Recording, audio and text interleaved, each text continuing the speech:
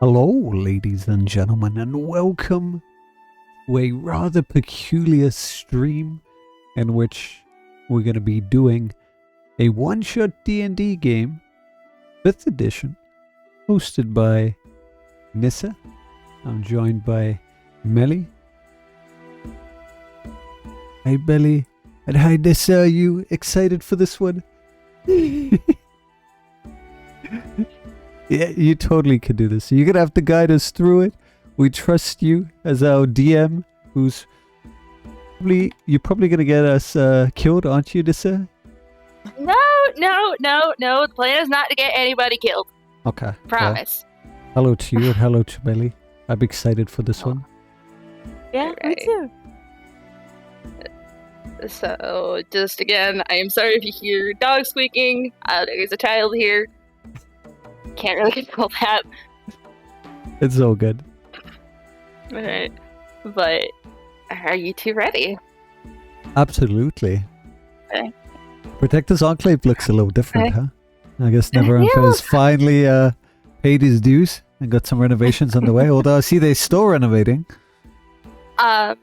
So, just of note, this is, again, as I had told you guys when we were preparing, this is taking place during about Echoes of Prophecy time. Now, the city of Neverwinter has been busy as of late. And when I say busy, I mean extraordinarily busy. From adventurers coming and going, ships coming and going, trade caravans coming and going. So much is going on within the city. But we're not focusing in on that today. For right now, we're focusing in on two adventurers, actually, who had gotten a note from their friend to come meet her at the Moonstone Mass. We cut over to Corral Street, entering through the gates, through the kind of main kind of city.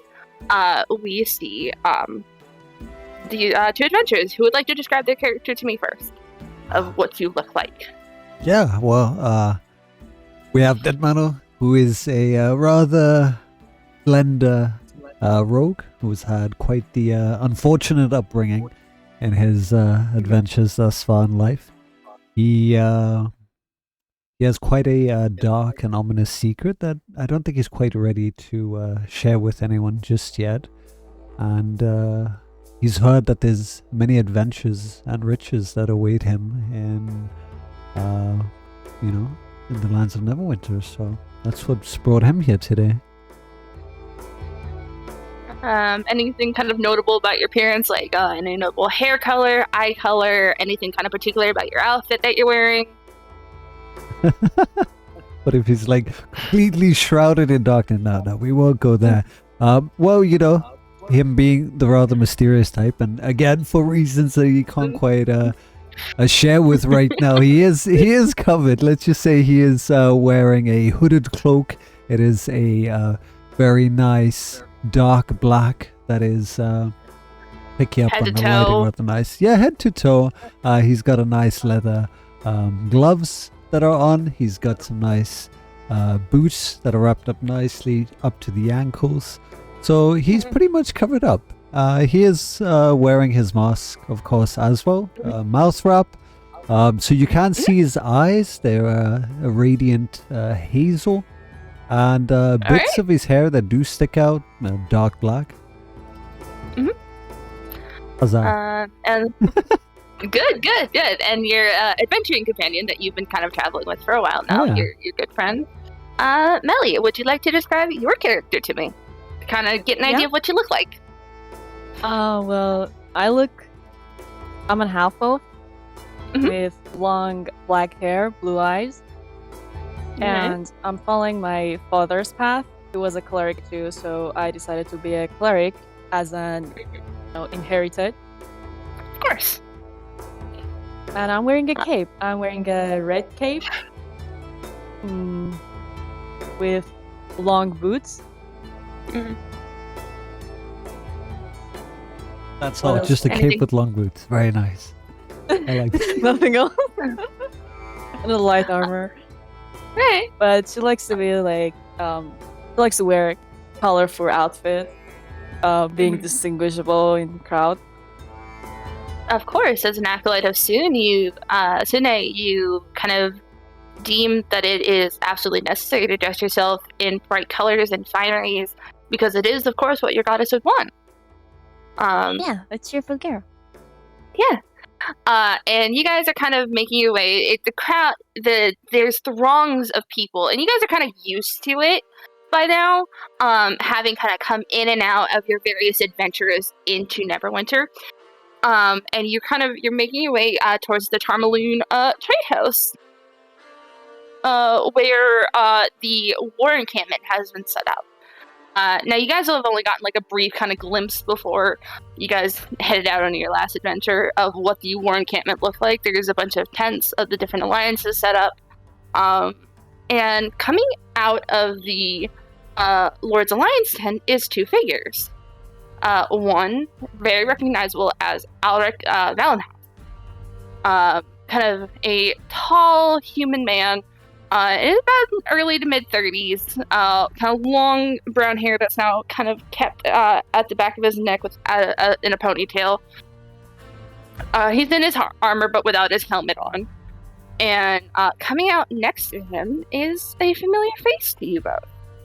Your friend, Nissa. She is dressed in kind of these muted greens and browns. She has a new cloak on. And of note, she is a drow, but very particularly, she is an albino drow. So she looks a bit more closer to Melly in elvish nature, very pale skin. Though she has the longer, kind of pointed ears, her white hair is kind of kept back into a braid, and it looks like the two of them are kind of in the midst of conversation. What do you two do? Okay, so Nissa's in conversation with Valenas, is that what you say? Alright, okay. Yeah, they're kind of in that little kind of like recessive area where the camp is set up, and it doesn't seem like she's noticed you guys yet. Okay, well, I mean, obviously being the charismatic rogue that I am, I shout out, Nissa, hey, with my hands flailing, like, hey. I haven't seen her in ages, and I'm quite like curious as to what she's been up to, what adventures she's been on. So that's my first action there. Yeah, you guys actually haven't seen her since your adventures in Avernus. You guys had helped out. Yeah, you got glimpses of her in Sharandar, but the last time you actually really spoke with her was in Valenhouse. And the second you start shouting, she goes rigid, and she's like, it's like that kind of expression that somebody's shouting your name, and like you hear them shouting your name, but you don't want to acknowledge them right at this moment. And you see her kind of reach out, and she kind of pats Alric on the shoulder, and they share a look. I want you to roll me insight. So you just kind of click on the word insight on your sheet. All right. Let me find the insight. Oh, there's so many. It should be below history. You can tell we're new to this, can't you? All right, we'll find it. Don't worry, we'll find it. Eventually, we'll see insight. Okay, I see insight. All right. Yeah. All right, I'm going to roll her deception. And if her number is higher than your guys's, you don't get what she's hiding. But if your guys's number is higher, you get what she's hiding. Melly, you can also roll. Pretty high deception. No, gotta go one more down. Insight, not history.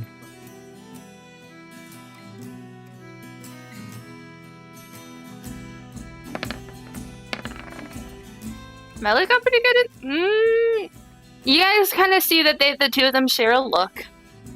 Before she kind of turns and makes her way up the stairs, kind of taking two at a time to join you guys. And goes, well, it's been ages, you two. It feels like it's been ages. And of note, she is about like 5'7", so she's definitely much shorter than you. Kind of about maybe around in height with you, Melly. Hi, long time no see. Can I hug you? Of course. You. I know. To embrace, and she smells like the woods. Kind of that, deep pine scent. of kind of being around trees. She hugs you tight, and she kind of looks at you, Mana, and like, "Do you want to get in on this?" Yeah, no. I end up standing my ground. I've got this like suspicious look on my face now. You know, I just observed that interaction, and it seemed rather strange that she just brushed it off. So I'm a bit on guard at this point. She just kind of gives you a bit of a shrug and goes, "Well, it's good that you two got my letter, Ooh. as I have a job opportunity for you both." Mhm. Though, and she kind of looks around, at everybody around, and in Thieves' Cant, which is, it kind of for reference, Thieves' Cant is less of a language and more of a set amount of codes and phrases and things like that kind of rogues understand to mean certain things. Though people who don't understand Thieves' Cant will just kind of think they're saying something different. So, it kind of out loud she says, "There's a lot of birds out today. Very nosy." And then to you, Mano, you'd get that there's a lot of ears listening. We need to get somewhere private. Plus. Right, so I do pick up on that, and I give a little nudge to my companion over there for us to go on to somewhere a bit more quiet, and I motion towards Nissa to lead the way, so we can speak more in private about this. Yeah, so you guys kind of are close to the little like portal up to the Moonstone Mask, and the feeling is strange. You guys will never really even get used to the fact that teleportation magic is a thing. Because one instance, you're kind of on the ground amongst all these people, and then you step through, and then you feel yourself being lifted almost. But you're not completely, corporeal until you hit the other end of this teleportation magic, and then a lot of you kind of pop out on the other side. You cross the bridge. Oh, it's strange. Magic. I will never get used to magic. Same. Don't know what they were thinking. Business is business. You guys make your way inside. She pays for a kind of private meeting room from what looks to be like a hefty gold pouch. And she walks you guys, and it's a lot more kind of quiet in the meeting room that you guys have. You guys, it brings back memories of when you all kind of took on that expedition into Undermountain, where Lord Neverember had kind of brought you guys in to speak privately. Mm-hmm. She sits down at a table, and she has a kind of tankard in hand already somehow.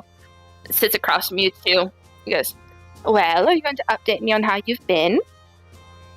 Yeah, so Deadmano over there manages to find his footing against the wall, where he feels most comfortable with his back against it, being able to keep an eye on the entrance as well.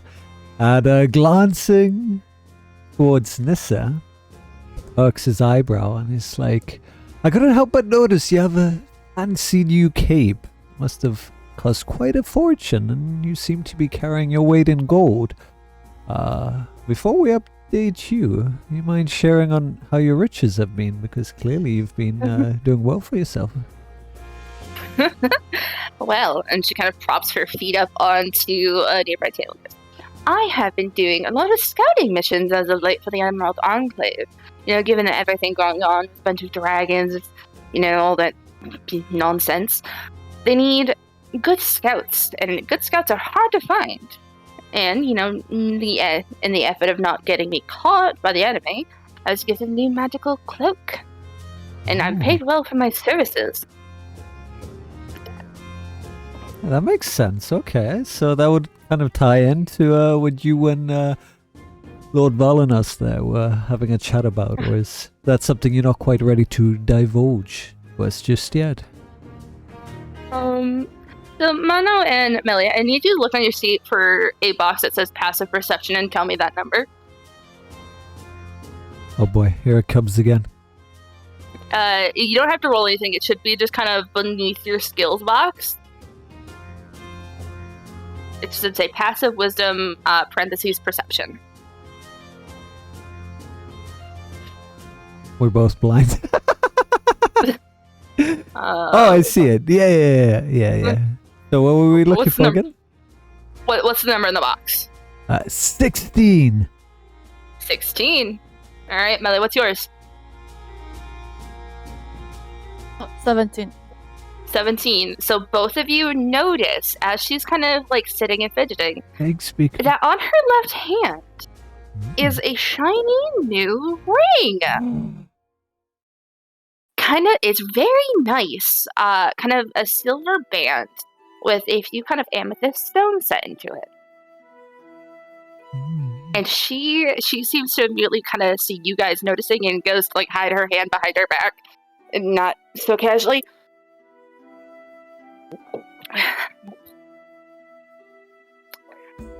And she's gonna kind of give you the look like what's she looking at?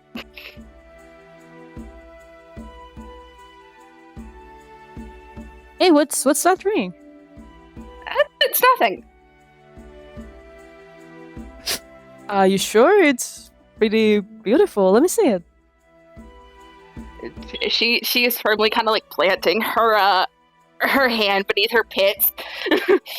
Okay, I grab her hand. Oh, okay. You grab her It's hand a and pretty ring. it's nice. It looks expensive and like old. It's like the old kind of expensive. Oh, where'd you get that? I found it. Sticky fingers. I mean, if it's a secret, I don't force you to tell me.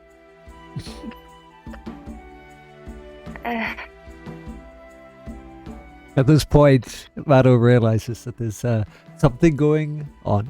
He manages to use his perceptions to pick up on the fact that he feels somewhat comfortable, and he motions towards Millie to come towards him, give her a bit of room. And she did ask us to explain what we've been up to. I mean, it has been quite a hot while since we last seen each other, since Sharandar.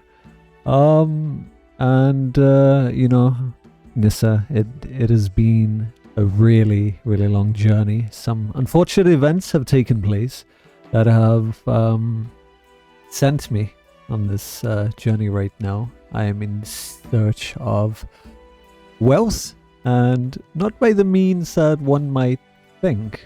There is an omen that I hope to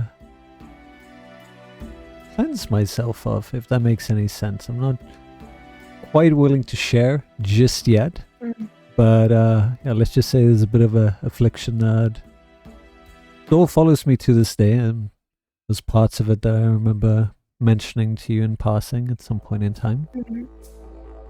Of course. Well, you both know of great and dear Lord Protector, and she kind of rolls her eyes as she says that. You know that he has a son. Yes, go on. And said son is of what one might call ripe marrying age. I see. Would this happen to have anything to do with that ring that you've been trying to keep from us? Oh, no. No, but it does have to deal with the job that I brought you here for. See, back home in Waterdeep, there is a noble by the name of Edelyn. She is supposed to be Lord Dugalt November's son's intended. And from my bit of poking around, seems that she's a bit of a handful for most of the caravan transports that they've sent so far. And they're willing to pay adventurers to bring her here to Neverwinter. I see. Willing to pay 700 gold apiece. Wow. Hey, Melly, that would be just enough to get me on my way. I say we take this opportunity. What do you think? I mean, that's a really nice offer. I can't turn it down. I mean, what, just a handful maiden and bring her back here? It sounds pretty easy enough. Well, Well, what's the catch? From my understanding, she's also a mage. And she's going to be at least helping in the efforts, given everything that's going on. She knows about dragons a lot. She's a weird little thing. I can't really say little, you know. But there is a whole magic thing to contend with, and the fact that it's about 2 weeks travel to Waterdeep, and then from Waterdeep to Neverwinter back. Mm-hmm. But I think we can handle it. I mean, we've done plenty of things. Hell, we've taken on Hallister. Yeah, we have. I mean, what could a wee mage have anything against us? I think the worst part of it is the journey. That's going to be quite arduous. Will the expenditure be covered as well? Well, that's why she kind of plunks her coin purse down. That's why I have a bit more of this. I see. I've got a cart already set up for the lot of us. You know, rations and provisions, I figured you'd say yes. I mean, who wouldn't for that amount of gold? At this point, So he's I've got just everything set up. stroking his chin. He's like beaming. His eyes are wide set. He feels that this is too good to be true. So he's got his guard up still a little. He's still quite suspicious with that encounter earlier, but he doesn't mention it just yet. And the ring being hidden, he feels there's more to it, but he goes along with it because, you know, he's going to be fed. He could put that gold towards use, and yeah, he agrees. He comes forward, slaps his hands down on the table. He's like, right, let's get straight to it. You know, I've never been the type to just sit around and do nothing. Of course. That's why I didn't get too much ale. He says as he tosses back the last bit of her tankard. Besides, I'm not allowed to get too drunk nowadays, you know, have a responsible job. And, you know, I wanted to bring you two with because, you know, despite my appearance, you know, people still see a female down. They're like, she's going to kill me. I'm like, no, I'm not, unless you piss me off.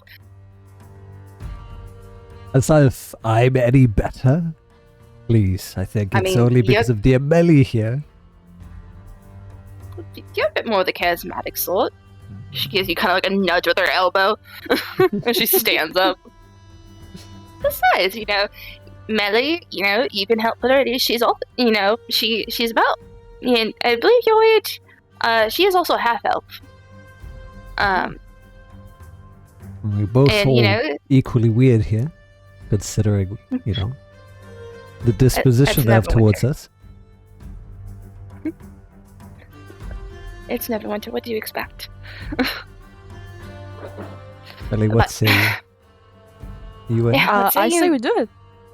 All right. I need to stop by the Emerald Enclave tent before we leave.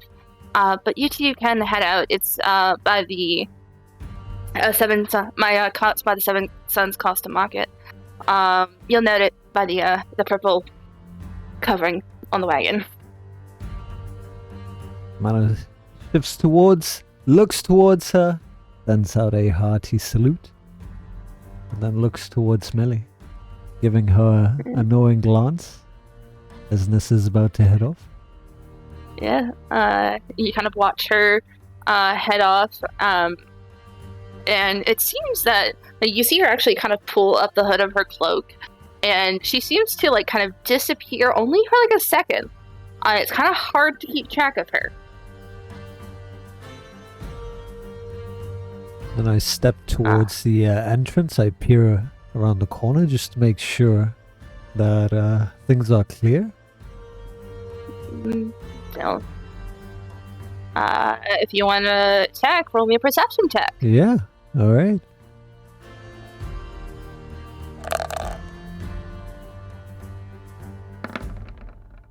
Oh, oof. Oh. Oof. I don't see anything. It's pretty dark, you know? It seems, I mean, it's the Moonstone Nest. There's people, you know, partying here. There might be some half-naked ladies and dudes. I'm not quite sure, so I motion towards Melly. I bring her in. Like, hey, I need to talk to you about something. Do you notice anything off about her in this earlier and the way she just shrugged off your questions? She actually did seem weird. I felt something is strange about it, but I also didn't want to make her uncomfortable. You sure though? But That display of grabbing her hand? I mean, did you see the look on her face? Yeah, but I mean, I didn't think that she would feel like offended. But at that point, I was like, okay, I should not push it anymore. But I mean, I'm worried about her. Yeah, I mean, I don't know if you picked up on it earlier, but when she was with Lord Valinas there, I overheard the two of them discussing some kind of plans. Not quite sure what exactly, but yeah, the moment we came into view, called out, she just suddenly stopped and they went on their way. So that plus that ring is awfully familiar. I swear I've seen that somewhere before. That crescent? I think there's more that she's not telling us. She's leading on, so we might have to keep our guards up on this adventure, because I think there's more to it. Why would they need us, considering the adventures that we've been through? Go fetch a poor mage from Waterdeep. That doesn't make sense to me. I just hope it's not something like bad or wrong. We'll find out anyway, you know. Don't worry what is going to happen in this day and age, as long as we make it through the night. Is there anything that you would like to plan or discuss beforehand? What do you think we should bring with ourselves? I mean, provisions will be provided, so that's good. At least we can eat and drink on their coin. And as for the gear, well, you know, I always carry my trusty daggers with me. I don't leave anywhere without them, and that's pretty much all I need. And with that, he tosses you a cheeky grin. One that you know all too well. I think we're good to go then. How about we go find her and not waste any more time? And with that, the two of them adventure out the Moonstone Mask, looking for Nissa and her tent. Alright, so you make it back down. It's easy enough. You guys have, like, traversed this road so many times. And as you're kind of, like, looking around, just kind of seeing, you know, there's quite a few tents here in this encampment. You see something a little strange. You see, kind of, Nissa's kind of leaning against a wall, and you see her again with Alaric. And they seem to be in a very kind of hush-hush conversation, though both of them are smiling. Mm-hmm. And at this point, she doesn't seem to notice you yet. Right. So I would like to stealthily sneak up into the nearby bushes just behind the tent to hopefully eavesdrop on what the two are saying. All right, roll me a stealth check.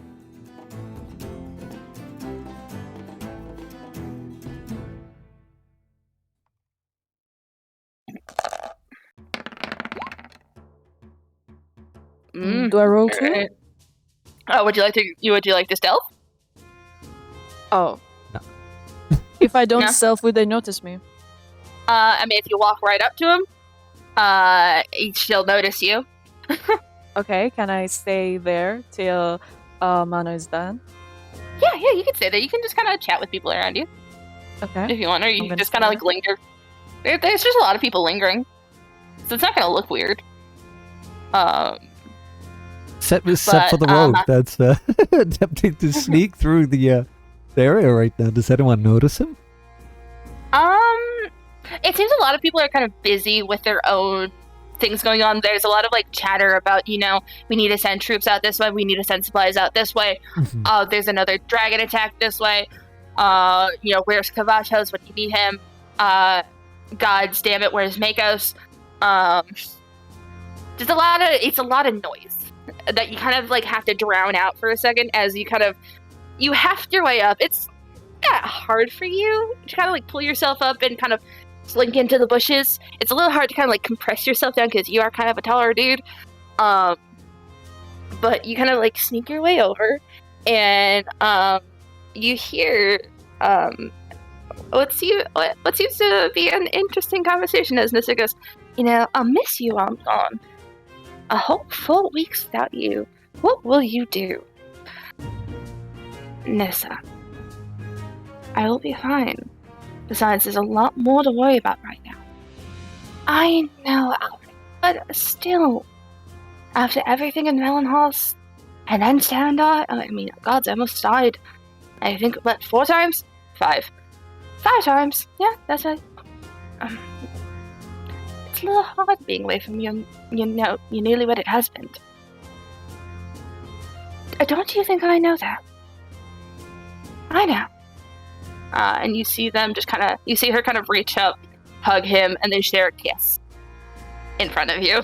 And then that's when she notices you over his shoulder. And suddenly I right myself up. Giving her a little sheepish grin as I scratch the back of my head, a slight little wave. I'm just, gonna be going to the car to get the supplies as he runs off. Yeah, that's a good idea. And she's giving like a bit of a forced smile, and he's like, you see him step on the side. He's like, I'm wiping my hands of this. Not my issue right now. He gives you kind of like a salute and turns around. As I'm like walking past the turnaround, I see Melly and I'm like trying to whisper, it's the thing. The 2 of them, I told you. He's got the sheepish grin on his face. Lisa walks over and kind of grabs you by your arm, Mono. It's like, what were you doing? What were you doing? I'm just really excited for you. Why would you keep this from us? I don't understand.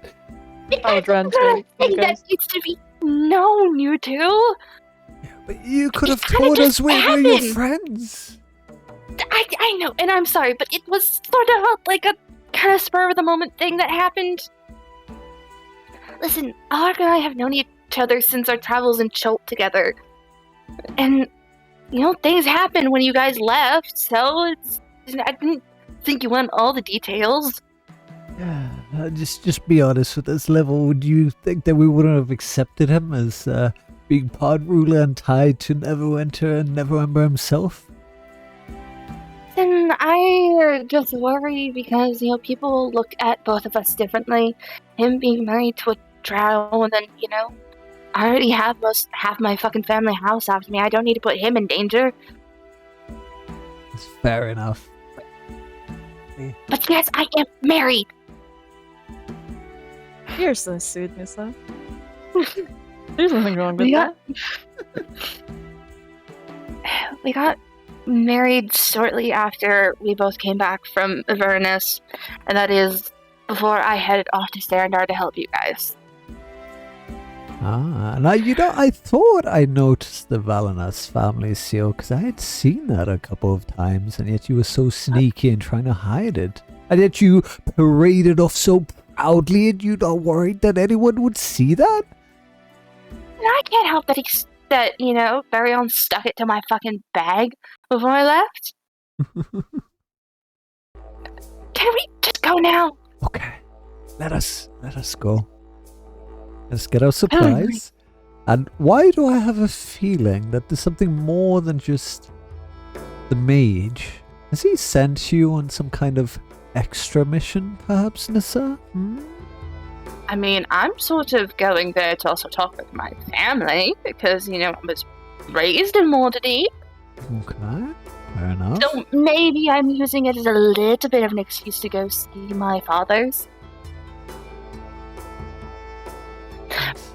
That's a kind of like an afterthought of everything else. Again, 700 gold for each of us.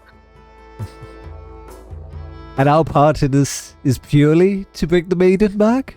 And nothing more? Yes. Let's say perhaps, any ties that might be following you from the city? Because I happen to notice someone out of the corner of my eye ever since we got here from the initial meeting, and they seem to be following us if you look around closely. Are you telling the truth? I mean, do I ever not tell the truth, Nissa? I mean, this is the DM asking you. Yes. Alright. Listen, The it DM just kind didn't of... know. Listen, no, it's the DM trying to figure out what check Nissa has to make. She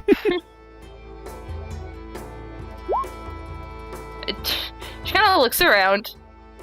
And goes, it's fine. It's fine. Can we just go now? Let's go. Alright, let's And go. she starts kind of speedy walking off towards her cart, and you see it's kind of like a traveling cart, covered cart with purple cloth. Nothing like kind of distinct about the cloth. It's just more so kind of like a deep, kind of dyed purple canvas. She hops up front on the kind of rider's bench seat, taking the rein of the horses. And there's kind of benches in the back for you guys to sit. And there's also, you see that there's kind of a couple paths kind of tucked underneath the kind of bench seats, which you can only assume is your supplies. Mano is eagerly happy to set forth on this adventure. Still cautious and somewhat fazed by the fact that you didn't notice the figure who has now slipped out of sight. But he helps himself up onto the wagon, reaches out a hand to Melly. Melly grabs her hand, feels a bit unsure now that it's actually started, but there's no going back now. Yeah, sure. And then he hurriedly Yeah, it's hot. goes towards his pack to scrounge through it. And whatever does he happen to find? Just kind of your traditional adventuring stuff. You find rations, candles, torches, tinderbox, a mess kit. You do see at least 4 tents kind of tucked away. It's a lot of things that are kind of easy enough to, you're gonna have to sleep on the road a good few nights. So she kind of set up for it.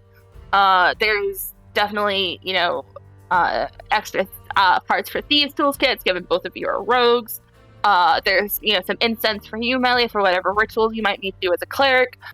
Water skins, things like that. It's a lot of just like kind of essentially like fantasy camping stuff. He reaches out to the sack. He notices an apple, and this is a rather rare luxury for him, so he can't help but wolf it down. See, hungrily juices just flowing down his face. Melly's just staring at him now. What? What? I haven't had a meal in ages. I shake my head, and wipe his face with my cape. As you touch his face, it feels just a little strange. But we won't elaborate that as you guys as you kind of head out of the kind of large gates of the Protector's Enclave, and you kind of start off on the road, and this is a road well traveled. Is the high road, going from not like that, going from Neverwinter to Waterdeep. A lot of your adventures have kind of taken you on this road and then off the path. Going into Velosk, Mount Hiltnau, Gulpagrim, all these places.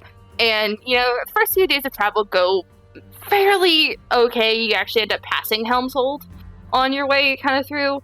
You don't stop fully in the city, but you do kind of see the kind of towering statues of Helm off in the distance. Camping out at night is kind of easy enough, given at least the two of you can take a watch each, and then Nissa, being an elf, she could trance. She can cover the rest of the watches. And I want one of you to roll me a D100. Ooh, alright. So you just kind of go to the dice roller, and it's to be the one above the fudge option. One above what? I got it. The fudge. Okay.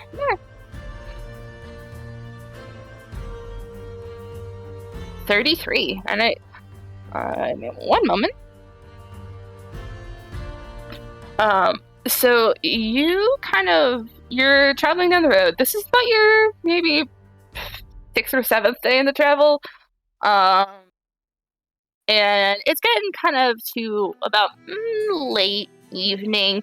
Not like super late evening. It's getting to that point where the sun is setting. A lot of you are kind of feeling a little tired, and you just there's a flicker of light ahead of you all, and then Nissa stops as her whole kind of body is locked up. Her kind of fingers are tight around the reins, and the horse is just still going, but she seems to be paralyzed. Okay, and Mano turns around. He notices that we're stopped now. He looks towards Nissa, and he happens to notice that she's immobile, seemingly staring off into the distance, and he asks out towards her, hey, is everything okay? Are you alright? What's the matter? And as he slowly moves towards her. She's breathing. You can kind of hear the kind of slow exhale of breath out of her nose, and you can see the slight rise of her chest, but her arms are kind of locked in place, and everything is just frozen.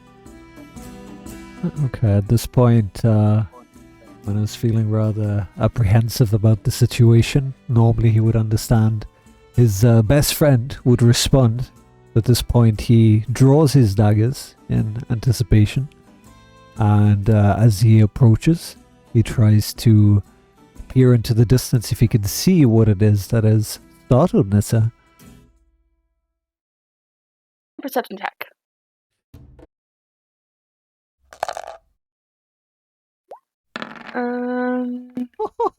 Nine. You don't see anything ahead of you, but kind of overhead, you hear it before you see it, as you hear the heavy beats of wings above you, far enough above you that they're probably not going to see you, but it's still audible. He quickly grabs onto Nissa's hand. We need to hide under the cart now. Let's go, Melly. The second you grab her, it seems the paralysis has worn off, and she kind of shakes her head and goes, "What's going on? Oh fuck!" And she lets you pull her. She kind of, as you're pulling her, she pulls the reins to get the horses to stop moving. You guys kind of hide in the cart. And for those who would dare deem to kind of peek their head out just to see this thing passing overhead, you see a dragon. A large dragon. You can't identify what color, but it looks scary. I slowly whisper, dragon. Hey, that's a dragon! I shout. Melly, calm down. Your hand, Do you want them to she puts her hands over your mouth. Hey. We both poking her. We don't want a dragon to come here. Goodness. I cover my mouth. I think they're it takes maybe a few minutes for the dragon to fully kind of pass overhead. Another as it roars out, and when you're kind of in the clear, this is the first one to kind of creep out from underneath the cart. She goes, "Oh God, it's not another one." Yeah, as Mano crawls out as well, he's like, Nissa, come on, please. Is that honestly what you were afraid of? A dragon? How many times have we slain them before? Listen, I don't know what happened. All I know is I saw a flash of light and then my whole body locked up. It's not often that happens. I noticed that. There was something rather strange. Some sort of flickering in the distance. Did you happen to notice that as well? I didn't get a good look at what it was. I can only assume it was some sort of latent magic. Yeah, it was rather strange. Since when are dragons just above head in these times? you been paying attention? My goodness, there's something going on with all the dragons. It's possible Valindra's even back. What? We've been completely out of the loop for ages ago. It's why I've been doing scouting. You know, there's a whole bunch of stuff going on with the Cult of the Dragon, and they're possibly working with the Thanes, and Valindra's possibly back there. Something's going on And he with the just dragons. interrupts and you don't even share this with us? I mean, my God, we could have been absolutely assailed by a dragon that could have destroyed our cart and all our supplies. What were you thinking, Nissa? He shakes his fist angrily. You're fine. You're alive. Barely. I mean, God, if Melly had been any louder, we would have been locked in combat right now and possibly lost everything. Out in the middle of nowhere. Kind of reaches up and just like, it's fine. And she kind of just holds your face for a second. Fine. All right? Mano's always Besides, had we the don't flair even for the know- dramatic, and he just exhales. Eh? We don't even know if it's a chromatic or a metallic. You know, if it's a metallic, then they're on our side. Fair point. And besides, with Elminster being up in Neverwinter, you know, he's got most of the magic stuff handled. Even though he's a bit flighty. So, everybody deep breath. Okay. Well, I guess we should, are we going to camp out for the night? What's our plan? By my calculations, we seem to be about halfway, pretty much, towards Waterdeep. We should camp out. We're close to a roadhouse, I believe. No, actually, give me a moment. And she kind of actually you see her pull a map out of her kind of pocket. It's again, the kind of fantasy style map where things aren't like exactly accurate. But it looks like annotated to hell. And he shouts at Nissa, what do you mean? Are we lost? Have you been paying attention? Not. I've been paying attention, first of all. I am an excellent scout and tracker. And then I'm just making sure we're close to, so we don't end up in a goblin stronghold. And is everything fine? Everything is fine. You know, we've got the Lord's Alliance, we've got the Gauntlet, the Order of the Gauntlet, the Emerald Enclave, and the Harpers working together. We are fine.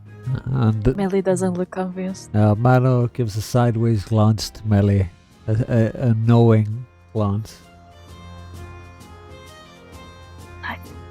Alright, and then she kind of she's like looking at the map. We should be actually close to a dwarven, I believe a dwarven stronghold. It might be abandoned, so we could possibly take refuge in it. You sure that's safe and clear? Oh, Have you scouted it out? yes, and it's not Wait, any worse and than then any it of just the dawns upon him. You were sent out on scouting. This makes sense now. You weren't planning to take us out to get anyone. This was the entire mission, set out to scout the area, wasn't it? As Mano stamps his foot down. She reaches up and just kind of like puts her hand over your mouth. No. I'm being honest. I just have this map because I've done a lot of scouting. Alright? So can we take a moment? Not freak out? Alright? And Mano wants to We'll kind of camp out. peer over to look to see if there's anything actually on the map. It is a very detailed map of the Sword Coast. Okay. From all the way up to the 10 towns, seemingly all the way down to Baldur's Gate. Okay, satisfied? very- Just like, all right. Detailed. Alright. She kind of you end up kind of finding a good nook in the trees to set up. And actually this is actually gonna end up taking first watch so you guys can sleep. So she's gonna take the first 4 hours of watch, and then you guys will get to sleep, and then she'll and then you guys can take over. So Mano had brought the tents with them to set up, and then sheepishly he's laughing out as he managed to get caught up and strung on the netting. And he seems to have fallen all over the place. He's trying to get up, basically just being a rather clumsy klutz at this point. Nissa looks over at you, Marcus. So do you want to help him or should I? I think he may be a bit more amiable to you helping him. Nah, I'm fine. How about you just ensure that we're on the right path and we don't get, ambushed by any dragons? How about you take the first rest and we'll cover the first watch, huh? No, I'll be fine, don't worry. You need your sleep. Benny, Yes? what say you? Do you want to sleep now or sleep later? I don't feel comfortable enough to sleep. I would stay awake. Alright, you can join me for a watch, though. Remember, if you do stay up, you're going to get a bit more exhausted than I would. Okay, I don't think I can sleep right now. Alright, you and I can stay up. Mano, you get some sleep. Mano, that sounded like she yawn. It's like, alright, well, I'll get some rest then. I'll see you two a little later. And with that, he turns in to get some rest for the night. Alright. So, as you head off to sleep, hold on, let me fix up something. Your dreams take you to a strange place. As you are back in Sarandar, but it's not the Sarandar that you remember saving. It's not the one that, you helped free from the hives. It's a bit more wild, it's a bit more untamed. And you're kind of perched up in a tree nearby. You're doing a bit of road tripping. This is kind of in your younger days. And you're kind of just looking around, high above the forest floor. What were you thinking in this moment, where you're kind of drinking in the sights of the Feywild? Yeah, so I was just looking back on how far I'd come at this point. There was no one that was around. Due to my affliction, I had lost everyone that I had held near and dear to me, and pretty much anyone that had gotten close to me. So I kind of chose to stay aloof, kept to myself. I was always the one to go out on the front lines to do the scouting. Climbing was always my forte. I just loved to get up into higher places. And at that point, I was reflecting, on the journey that is to come. That would be quite a few years later after this fact, and how I would be able to move forward, how I would be able to carry this burden. But through it all, I refused to, be held prisoner by that victimization. I know that for whatever reason, there is the greater good that I need to work towards, and that is my goal currently. And as you're kind of reflecting on this, you hear something on the forest floor below you. You hear like the distressed kind of bird noises, and kind of coming into view below you is a young howlin. Probably no older than maybe 10. She full puffed up feathers, kind of shrieking, kind of running, but looks like she's injured. You see kind of following after her is a Fomorian.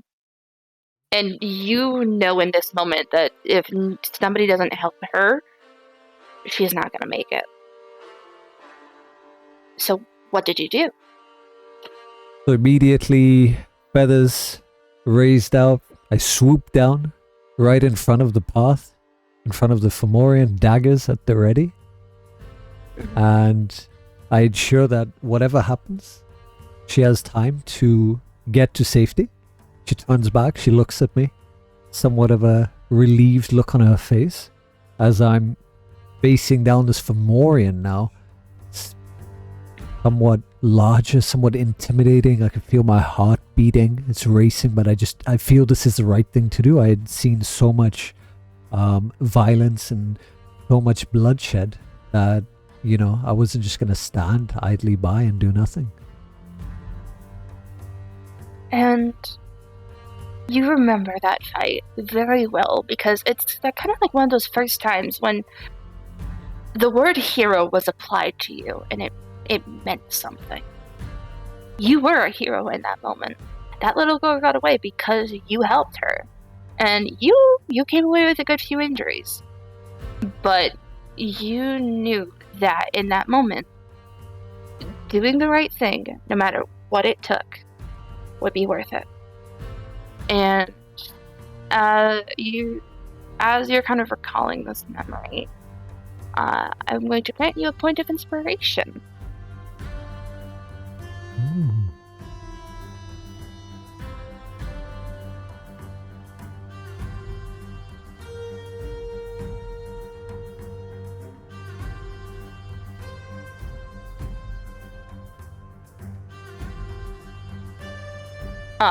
So as you're sleeping, Melly, you're kind of sitting there with Nissa, and she's looking off into the, forested distance, and she goes, it feels strange being here again.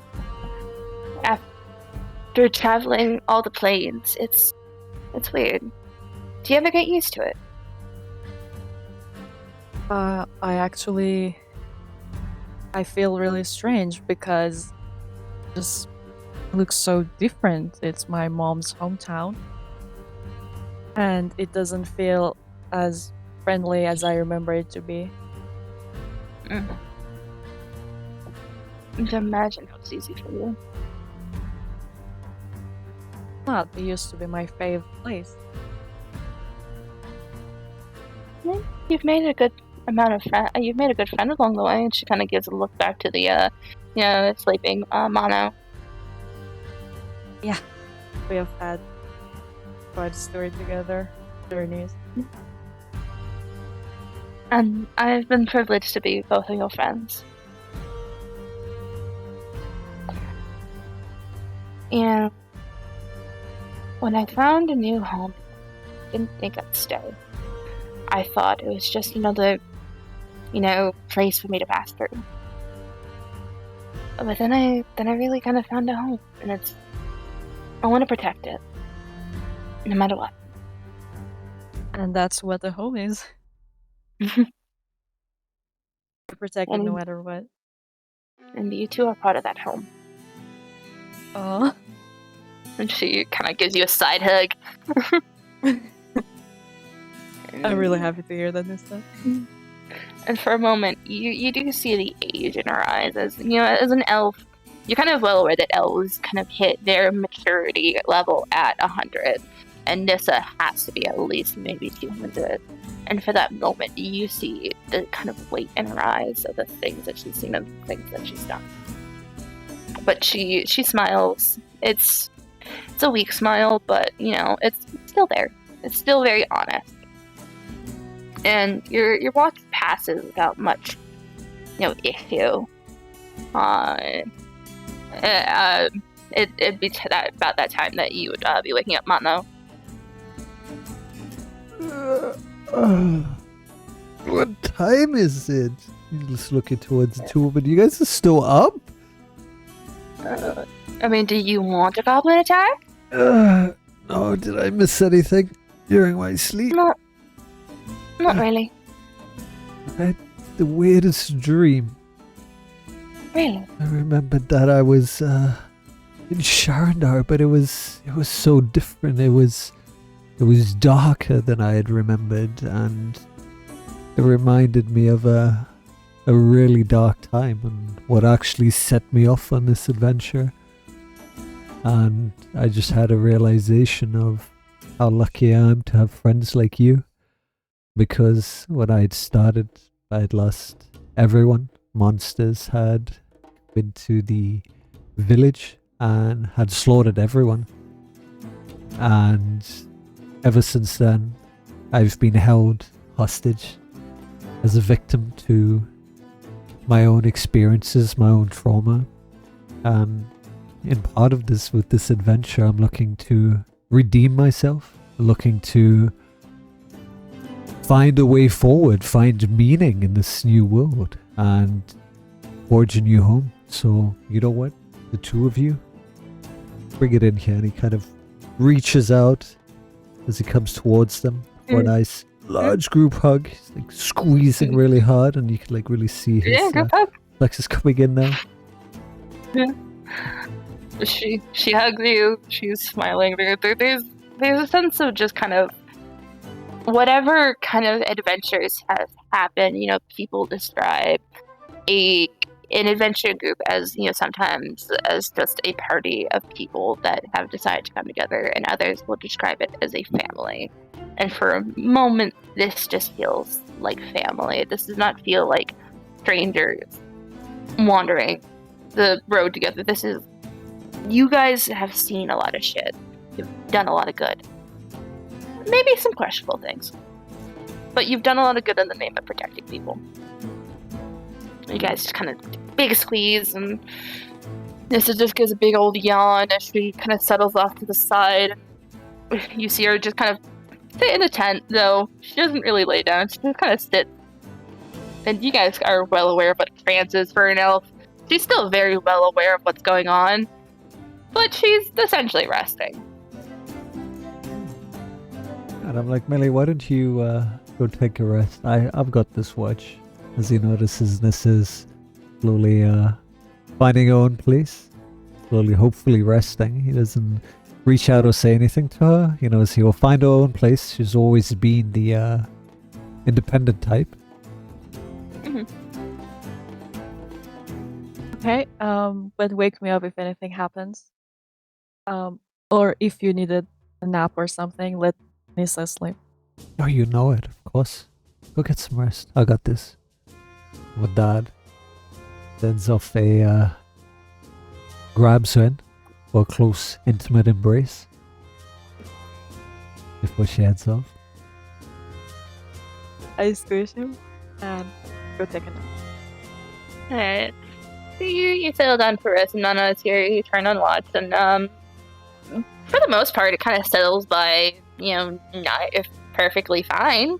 Until you just kind of, with your keen enough dark vision, you're kind of just sitting there, kind of looking up and down the road.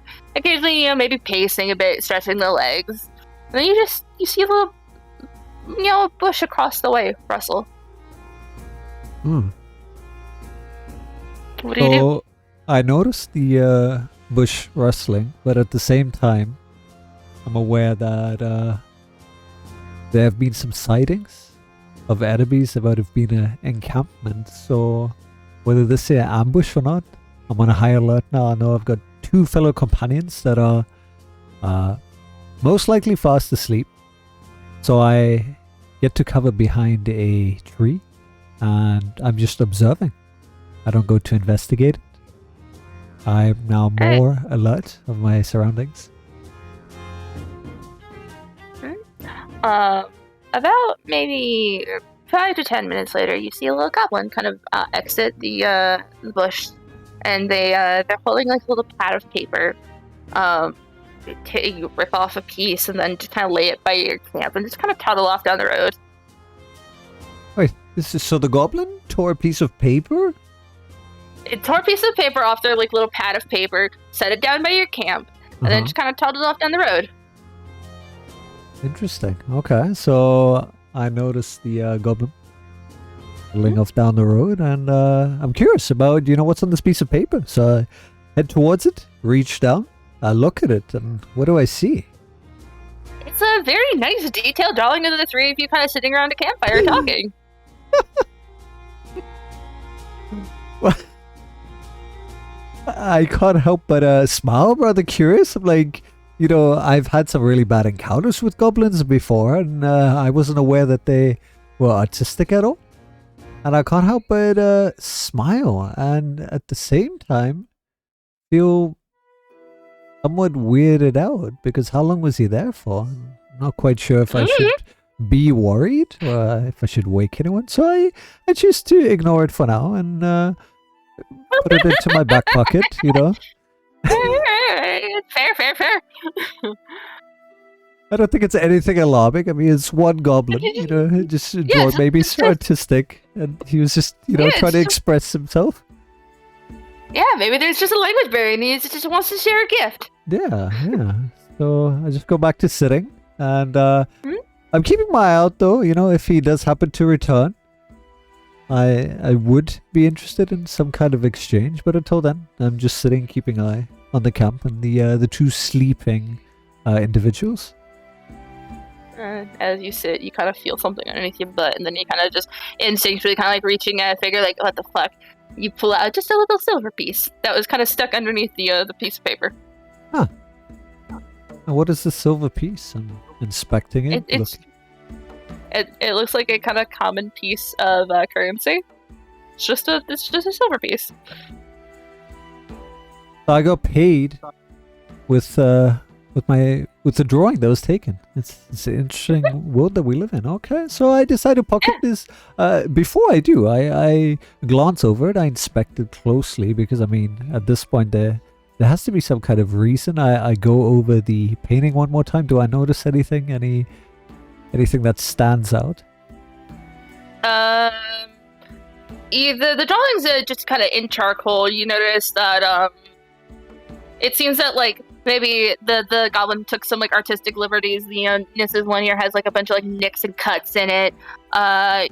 You've got like a cool like lip scar. Melly's wearing pants. Yeah. Yeah, it's just like it's nothing like. Well, nothing ominous about it. It's just...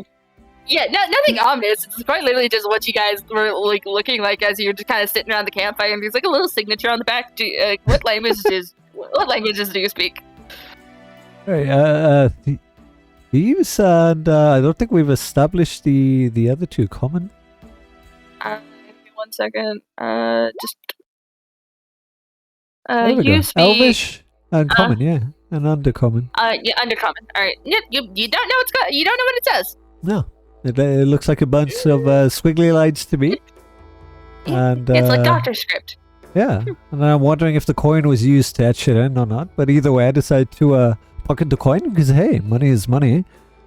And yeah, at this point, I'm just wondering, what to do now. I don't enjoy the restlessness, the feeling. I always feel like I need to be on the move doing something. So I check my gear, make sure that everything's in order, make sure my 2 daggers are with me at all times, and stoke the fire a bit. Yeah. Morning comes kind of shortly after this encounter. Melly, you're kind of woken up by Nissa as y'all are getting ready. It's one of those things where it's like you kind of you've been camping for a while, so like you have your like changes of clothing, but like you haven't gotten to stream really. You haven't got a chance to get like a good bath, so you're just kind of like scrubbing yourselves. Some people are maybe just a little stinky. But yeah, she like is like kind of stretching and says, "So anything happened last night after we went to bed?" But like hurriedly runs up to the two of them. You guys won't believe what had just happened. So early as you guys were sleeping, I noticed there was a bush rustling, and I was rather curious. I hid behind a tree because I was worried that it might have been an ambush because I'd heard that there were enemies in the area, and lo and behold, a goblin this high, and he's like kind of pointing out with his hand just half the height that he is, came out of the bushes. And he approaches our camp, so obviously I have my hands at the ready on my dagger. He tears off a piece of paper and he just drops it and scurries off.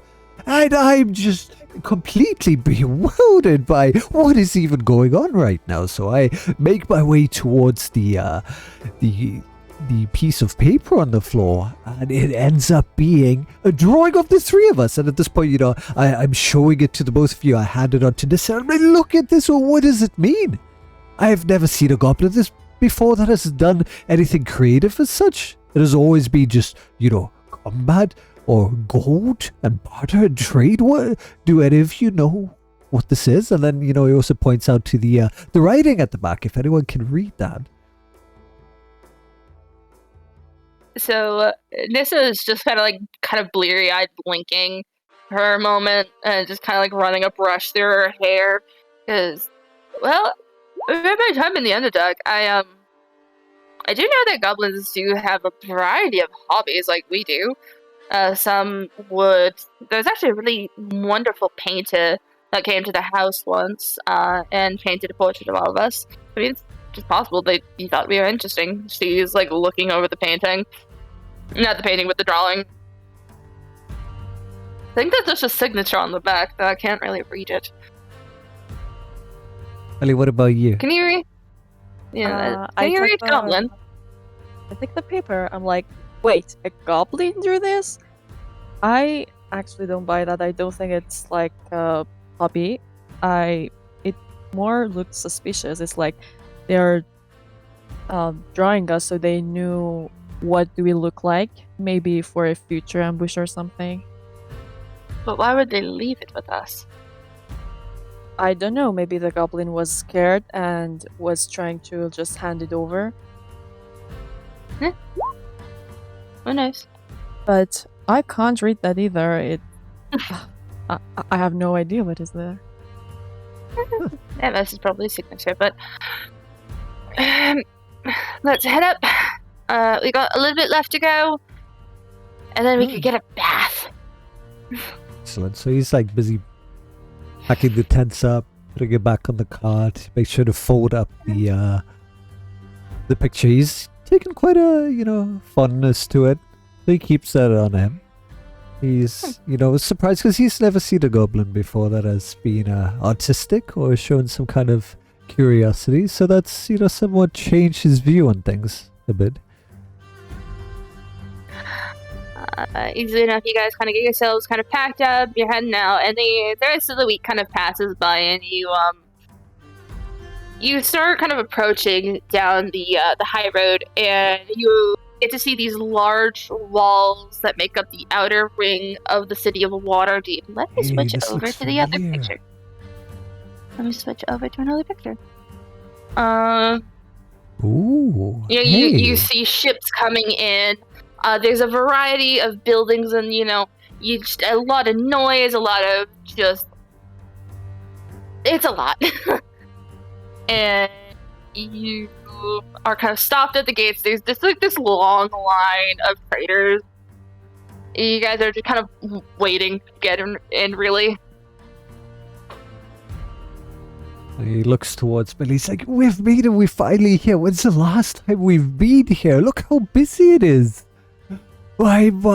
Can you smell that in the air? And his keen nose picks up on these scents of the various foods that are no doubt coming from the market nearby, and all he can think of is the food, as he's almost somewhat drooling.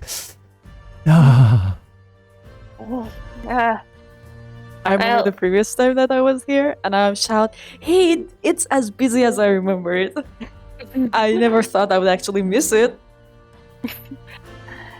It's quite a thing to go open. Doesn't look like we'd be too long in the line, given it's spring, we're doing a bunch of traders. I'm gonna slowly roll forward. Give me one moment to switch over to the map of Waterdeep, because I have that. Ooh. You guys are kind of entering through the... my thing won't work. You're entering to the north gate, kind of through the field ward, and I see Nissa kind of like looks towards you guys and goes, "We can stop to get food after we stop by the house. It's going to be important we get there quick. It shouldn't be too far, and it'll be fine." Amalo looks towards you. He can sense something about her, and he knows that she's here to see her parents. So he asks, how do you feel about seeing your parents again? How long has it been? Well, the last time I got to see them, I was being shipped off to Never. No, the last time I got to see them was when we were here dealing with the whole Undermountain debacle. Though I wasn't allowed to show my face, really.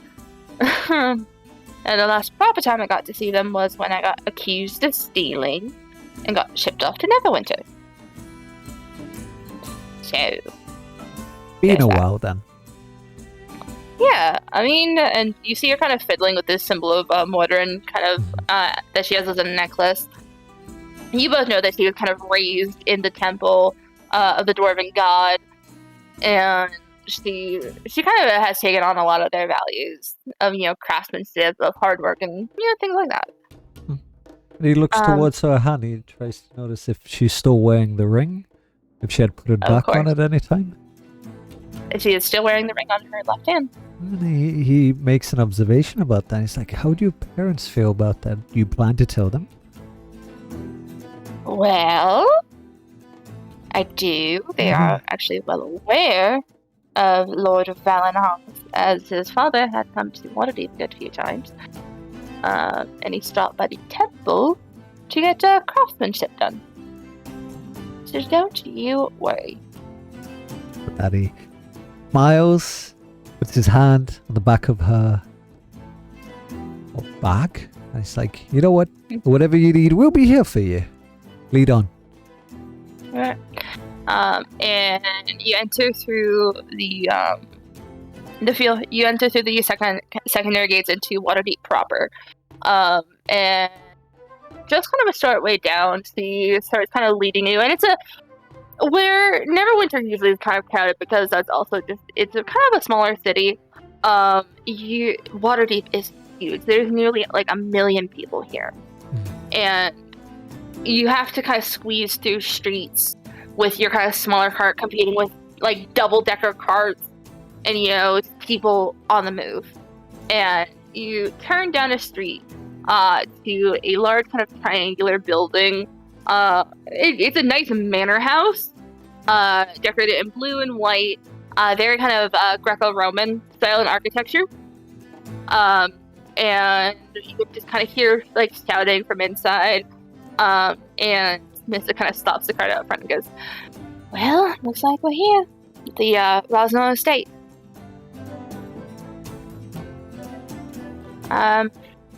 Let's head in."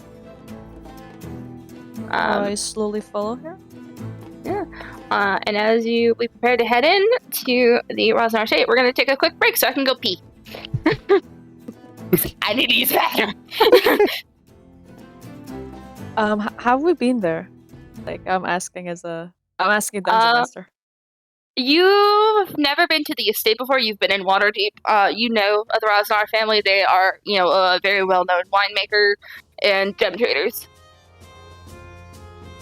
Okay, so it's the first time that we're there, and it's the first time that we meet your parents, Venisa's parents.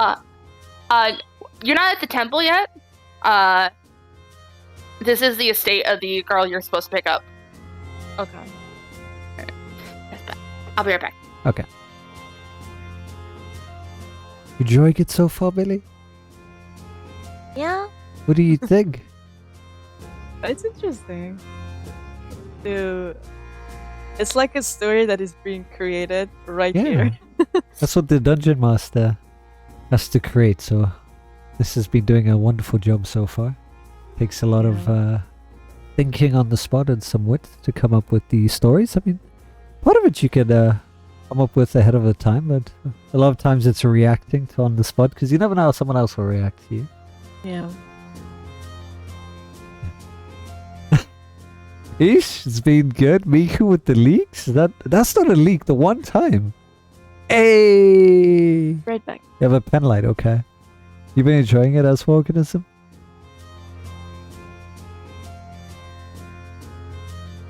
Hey, we got dragons! Now the only thing missing is a dungeon. Who knows? Maybe that will happen. Am I off? No, we just take a short little break. We should continue shortly, so as Nissa's back and Melly's back. Shouldn't be too long.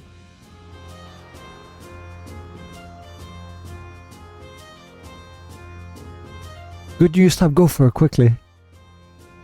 I'm level 3.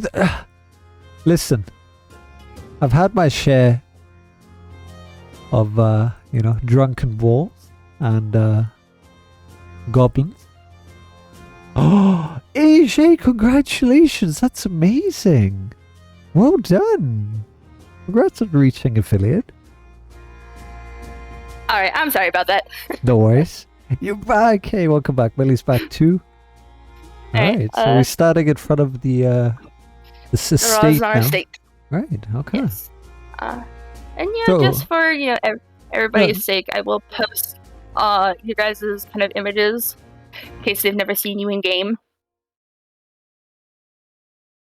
Listen, I'm Look just at putting our us. tokens down. Hey.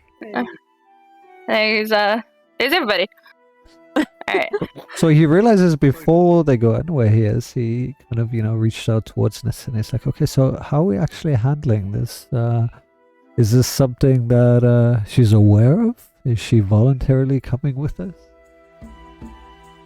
She is aware of what's going on. She's just a little stubborn to the fact of it.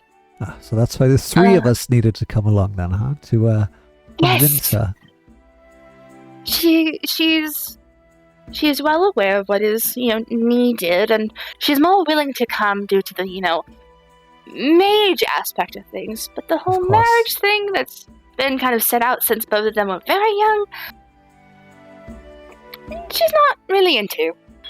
Okay. Well, how about you let me handle the situation? Let me talk to her. I've had my fair share of encounters with damsels in the past.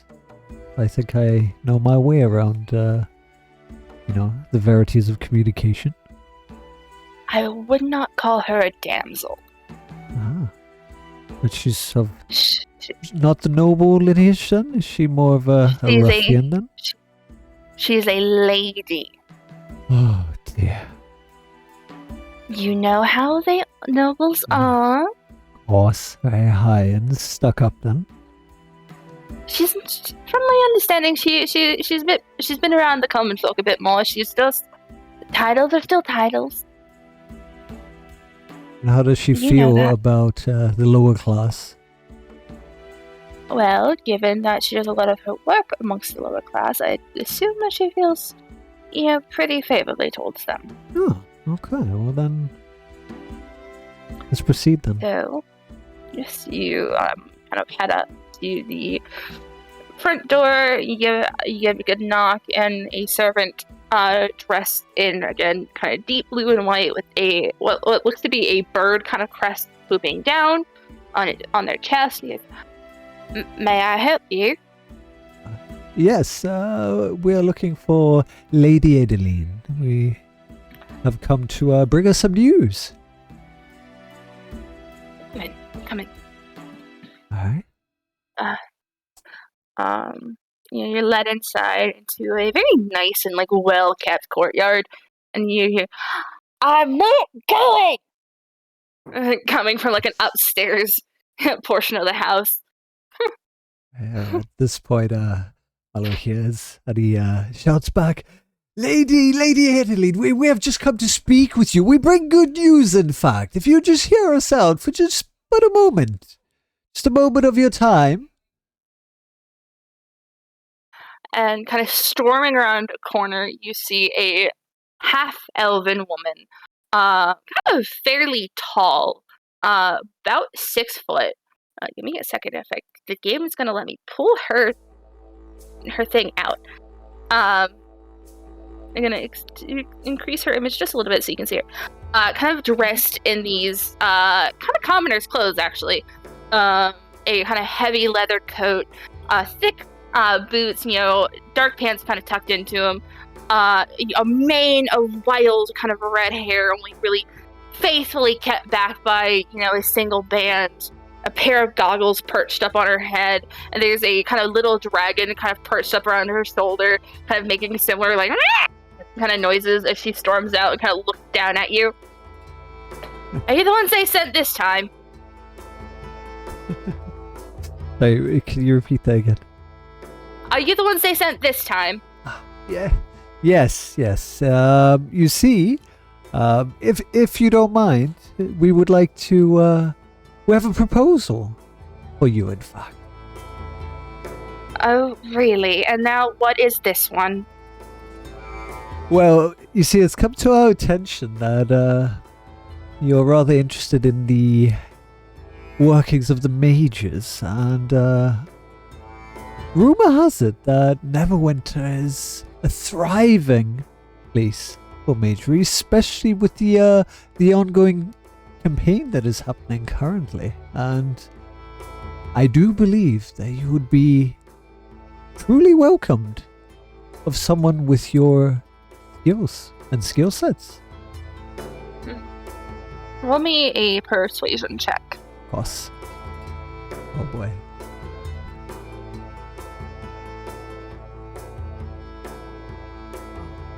I want to roll an intimidation check here at this point. I mean, if you want to try to intimidate her, no. it might not go well. No.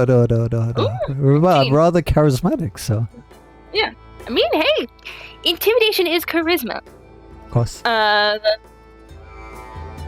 With a 19, you see her kind of contemplate for a second. You see her kind of reach up to the small dragon, which you recognize as a pseudo-dragon.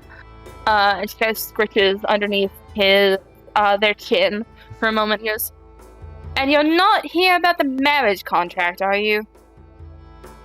No, absolutely not. Roll a deception check. Alright. And you're gonna get advantage because Nis is providing you assistance with like shaking her head, like no. All right, so it's a 20. I'm gonna have her roll an insight. Insight. What she got? Ooh, 9. All right. So with a lot of you, you're kind of like, no, we're not here for that. Yeah, well, of course not. Looking towards Melly, like, right, we just the mages. You know her skill. Yeah, we're just after skill. Mano's like kind of looking towards the pseudo dragons, feeling somewhat uncomfortable because at one point he had a rather bad experience with one of them. The little rascal just came up and took a nibble on his leg at one point when he was passing through a town. So he hasn't forgotten that, so he's kind of keeping a healthy distance. Seeing your responses, she kind of leans against the railing and kind of regards you all for a moment, and she goes, "Well, fine, I'll travel with you. You may call me Lady Eden or just Eden. This is Professor Peanut," and she kind of points a thumb at the the pseudo dragon, who kind of gives a little like wave with its little claw. Very well, lady. Is there anything that you require to prepare before we venture off? You see, we're on a rather tight schedule. I want my things together. Just gotta give me a moment to get my spell book. Of course, and then Mano looks towards Nis, and at this point, he's got a bit of a sheepish grin on his face again, and it's like, you see, I told you, it's pretty easy. Just leave it to me. She gives you a look like, this is why I brought you. And then he kind of wonders if she's going to take this time to go see her parents, considering the bulk of what needed to be done is covered now. You see her disappear, and she's going to get her spell book. And 5 minutes pass. Then 10. And then Nissa kind of looks over at you and goes, "So 10 to 1, how much do you want to bet that she ran away?" Wow. I was not expecting that. I mean, you heard her. She pretty much agreed that she would come along with us. Why? What reason would she have to run? Scratching his head, rather confused. Yeah, I don't know. I'm gonna go upstairs to I'm going to go upstairs to go check on her. You guys can come with. Come on. Hi. And you see Nissa actually very easily kind of climb up the railings, kind of pulling herself up with ease. And I assume you both follow. Yeah. All right. You're poking around the rooms. I want you both to roll me an investigation check. One of you can have advantage because Nissa will provide you the advantage. You want us to roll what? Investigation? Investigation. All right. All right. 14. 13. All right. takes you, a minute or two to find lady's bedroom. And you see there's a window open. And there's some blankets trailing down. I look outside. Look out the window. You see her just kind of disappearing through streets is a flash of red hair. I point at you. I point at you guys. Yes. What is it? I say, come here. Nissa walks over. That's what I was meant. And show you what I found. All right. That's the thing that goes. Of course. Well, it's just face palming at this point. It was too good to be true. Alright then. I guess we know what we're gonna be doing. He jumps out the window. He slides down the sheets. And he's like, "Come on, you two. We don't have all day. We have a lady to catch." Yeah. So easily enough, the lot of Nissa actually does not. She climbed down the street. She just kind of climbs down the side of the house. I climb up those sheets down. Alright, and then he asks the two of you to keep up as he runs after the glimpse of red hair that's now seemingly lost in the crowds. He's not quite sure. He kind of headed towards the last place that he had seen her. Everybody needs to roll investigation checks to see if you can find her. Okay. We're basically do this as a series of 3 checks, and if she manages to beat you with her stealth checks, then she's going to disappear. But if you beat her with your investigation, you'll find her. Ooh. Oh, natural 20. All right, neat. All right. Give me a moment because I'm actually going to toggle this over to GM rolls for at least Lady Eden.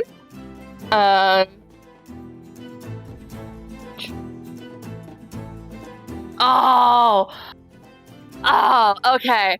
So for the first check, you guys somewhat familiar with the streets of Waterdeep. You make your way around, and it's easy enough. Given you're now not in a cart, you kind of you can push your way past people. And Mano, you are the first kind of out the door, raring to find them, and you see that you just barely see the red hair and a little round in the recorder heading actually towards the marketplace. But she seems to be just a little bit faster than you are. Another round of investigation. All right. It's got a 13. Oh. Ooh. Oh. Oh. Alright. Nice. All right. So you guys cover a lot of ground, surprisingly, as you head through the Sea Ward, which is kind of all the nobility, and you make it down to the marketplace. The smell of food, just delicious foods from different cultures, different areas of Faerun. There's, people selling wares. It's a chaos, but Melly, you see her kind of standing by a kind of tent, purchasing something, not seeming to notice that you found her. But yeah, she's just kind of she's exchanging coin with what looks to be kind of an old, elderly, gnomish lady. I go towards her and say, lady, I thought you were going to get your magic book. She turns on a What heel do you and here? Well, I needed ink. I realized I was out of ink. And I needed just my new rope. So, I came here. Okay, and I mean, you could go out of the front door if you needed anything, right? way out of the But window. I needed to I needed to test my rope. Okay. So, are you done now? Can we go? You were coming with us, right?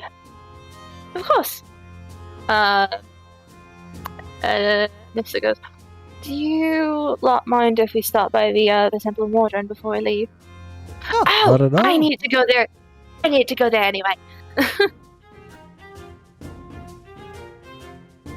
All right. At this point, Mano is just weighing his options and considering if, based on how he's handled things in the past, if she's needing to be hogtied, and he kind of gives Nissa a glance, but he doesn't say anything at this point. He's keeping a very close eye on her. You were told she was a handful. You were warned in advance. That is true, yes. So you guys kind of walk along, and you have to kind of head back towards the northward, really. And all the while, Eden is chattering about different types of magic. You see her kind of like paging through this old, thick tome that's like so like caked in dust that you can't even read what's on the spine. But it has like these nice kind of metal covered edges. Yeah, the pages even have kind of like the edging of gold.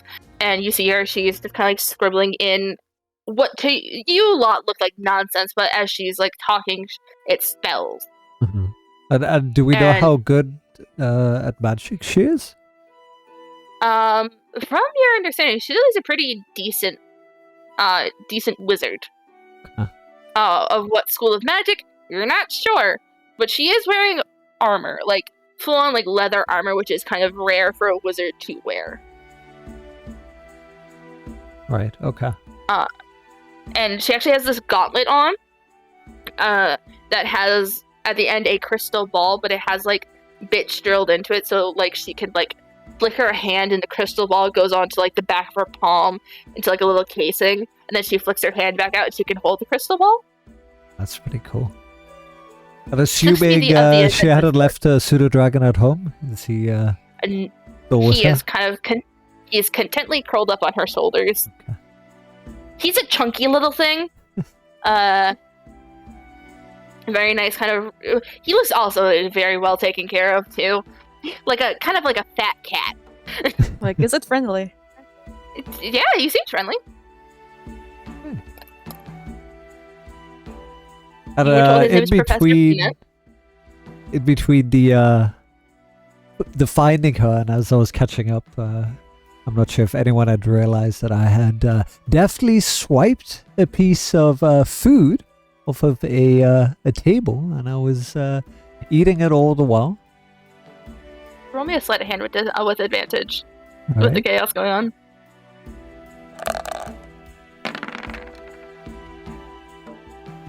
Alright, you usually know kind of swipe a couple of like meat skewers. And you kind of been like kind of just, having yourself a little treat as you come up to the squat kind of stone building that has the kind of symbol of Mordran above the kind of front door. You hear the sounds of forge hammers going, and this kind of like looks to the lobby and goes, I know you want to meet them. I know you do, but I just want to pop in and say hi, and we can do a proper meeting at another time. I promise. You sure you don't need us there, Nissa? I'm a big girl. I can handle myself. I've been alive for about 100 and some years without you both. You're not going to be running off anyway, are you? We already got enough trouble on our hands as is. I promise. Right? Alright then, we'll be waiting here. Don't take too long. He kind of waves off. And she turns and takes... You notice that every time she kind of goes up steps, she seems to take about 2 at a time. And you see her kind of disappear through the heavy doors. And you're kind of left with this kind of chattering wizard who's occasionally kind of like reaching over and feeding snacks to her pseudo dragon. I guess. I was hesitant about going up to Neverwinter, given, all the talks about marriage and things like that. It's very, frustrating. when all my worth is seen in the fact that I am a noblewoman. I take it that magic is not something that is brought up quite often then? Your skills Well, as a wizard, that is? Well, I was told that I could study magic, but if it was magic to help aiding in running a household, I couldn't study, war magic or anything like that, even though my father, who comes from Sharendar, easily knows war magic and he could have taught me himself. No, I had to go out and sneak it myself. Okay, and then at this point he's kind of, make his way slowly towards her. He's got his hand outreached, seemingly to want to stroke the pseudo dragon that is caught up on her. Is that a safe bet? I mean, what's your emotions as you're kind of approaching this dragon? He's slowly, walking up towards it. He does have past bad experiences. Like I said, he's been attacked by one before. So he's kind of curious because, he does like the way that it's caught up and he does like cats and such. Like reach out and pet them. So he kind of wants to pet the pseudo dragon. So as you kind of reach your hand out, the pseudo dragon kind of like sleepily like blinks at you before kind of actually like butting its head into your hand. Like it's kind of like telling you like pet me. Okay. So that man has like got a big smile in his face at this point, and he looks towards it. He asks, "So why is he named Professor Peanut anyway?" As he continues to pet the pseudo dragon. Well, I found him when he was just an egg, raised him myself. And I kind of found it as I was doing my studies within Candlekeep. So it was kind of an affectionate name to name him Professor. He did most of my magic studies with me, so, he deserves the same accreditation. That makes sense, and I assume he never leaves your side then?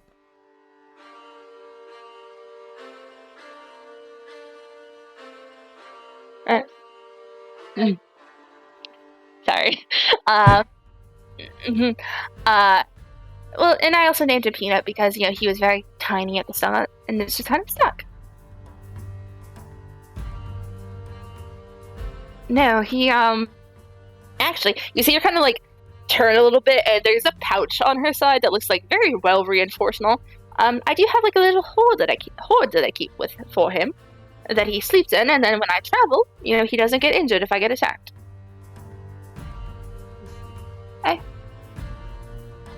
He functions as my familiar.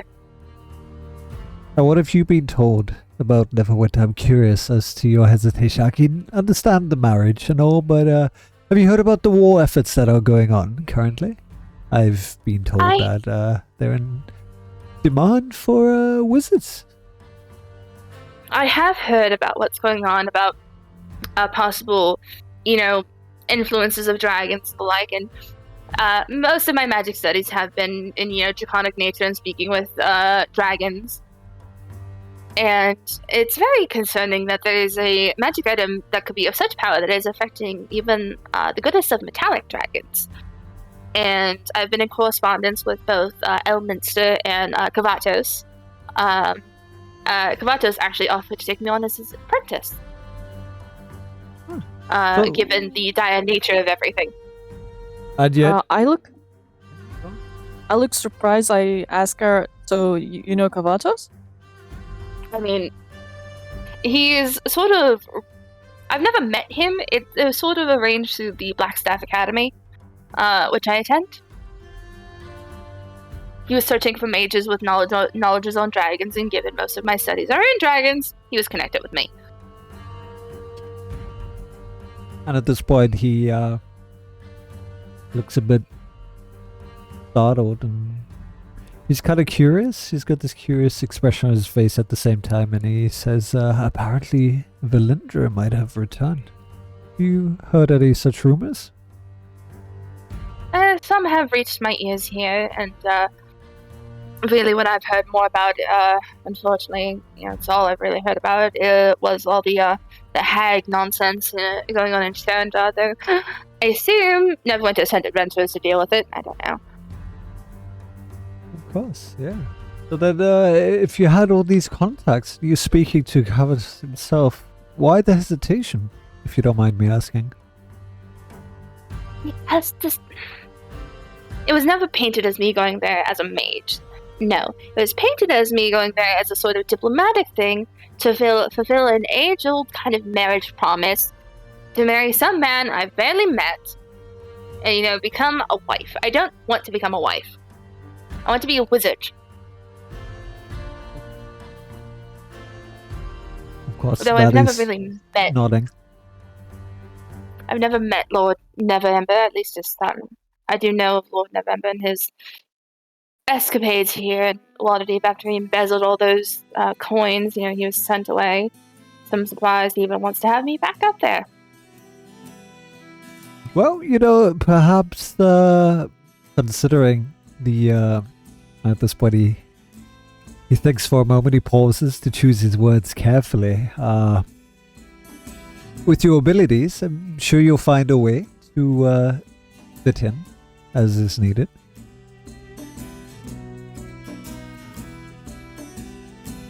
She nods. And she smiles. She seems to be comforted by those words. And at that point, the doors kind of swing open, and Nessa returns with what looks to be like a backpack. You're not quite sure. It looks heavy, and she's hefting it out like. I tell them every single time I don't need more daggers, and why do they give me more daggers? I could always use an upgrade. Well, what do you have there? I heard they have the finest smiths this side of Waterdeep. Yep. She kind of plunks the bag down, and you hear the clanging of metal. She opens it up, and you see there's crossbow bolts. There's arrows, nice metal tipped arrows. A nice set of daggers. A set of short swords even. Wow, this matter kind of digs in through the bag, lifting up a very nicely ornately carved dagger. These are such high quality, Nissa. Yeah, my dad's made them. Mind if I keep this one over here? No, I don't mind. Okay, thank you. Let's be on the way. Right, then he kind of leans in towards Nissa. By the way, I think our friend over here fit in nicely into the war efforts that you had been planning. Turns out she knows a thing or two about magic, and perhaps we can enlist an aid? That's the help. We need more people who know more things about dragons, so... She gives a little shrug. And what is her mood like when she's come back now? Roll me an insight check on her. Okay. Just kind of get a general vibe of what she's feeling.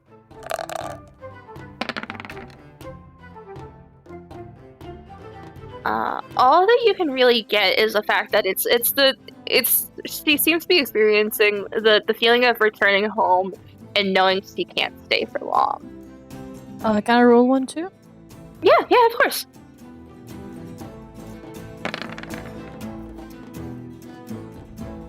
Similar thing for you, Melly. Though you kind of, it seems that she's been thinking on something that maybe got exchanged in the conversation. You obviously didn't hear much yelling in there, so it wasn't a very angry conversation. It was more of she might be just reminiscing. Okay. But she hefts the bag back up onto her back. Again, it makes the awful janky clanging sound that metal against metal does. Well, should we head back out? Yeah, let's. And you still keep your eye somewhat cautiously on Lady Eden.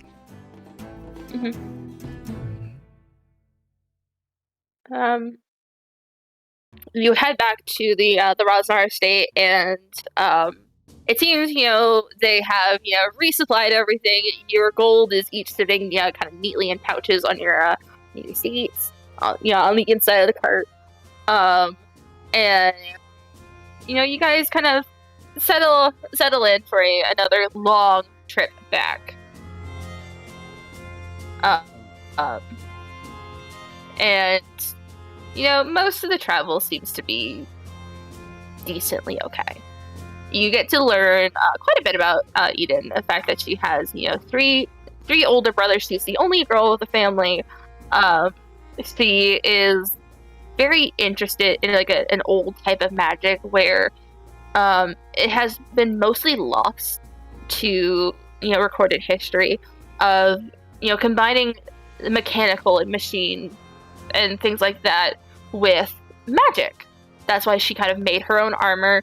She made the kind of casting focus that you see on her hands, and it's kind of been her kind of special interest in magic aside from dragons, of course. And it is only when you're about 3 days out from Neverwinter when something happens. Let me pull you over to another page. Ooh. Oh no. So you guys are heading over this way. Give me one moment. I'm just trying to pull tokens down.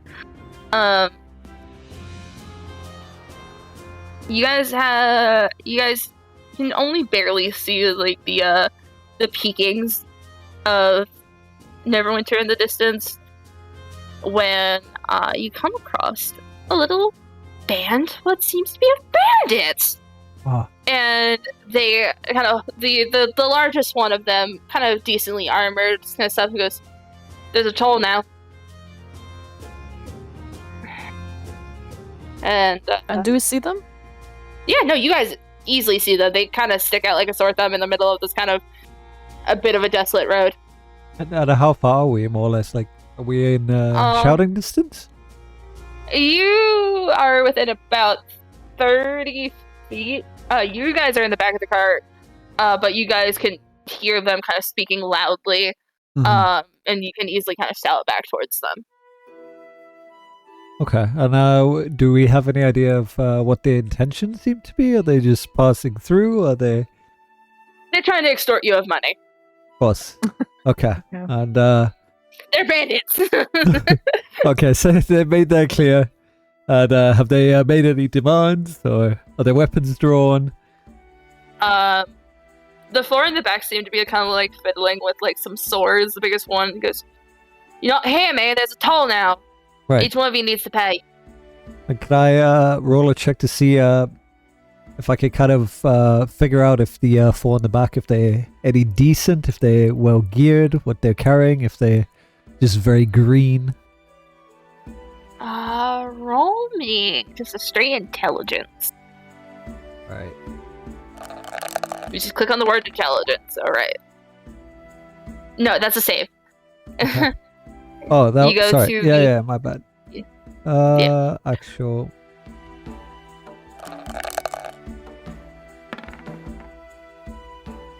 Natural 20. All right. So the way that they're dressed reminds you a little bit of the Black Dagger bandits. Decently armored. Weapons look pretty nice. They look like they've seen quite a bit of combat in their time, and they don't seem to be wanting to back down. Okay.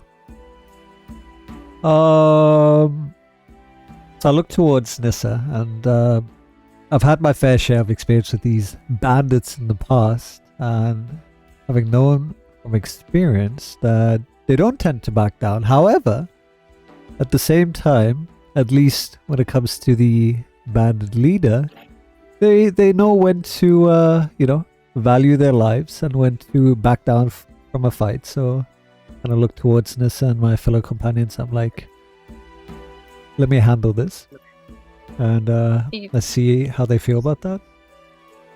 You see that Nissa just kind of like waves her hand at you, and she's already kind of has a dagger out in her hand, and she says to you, kind of very quietly in thieves' camp, essentially, "We can't let them escape here.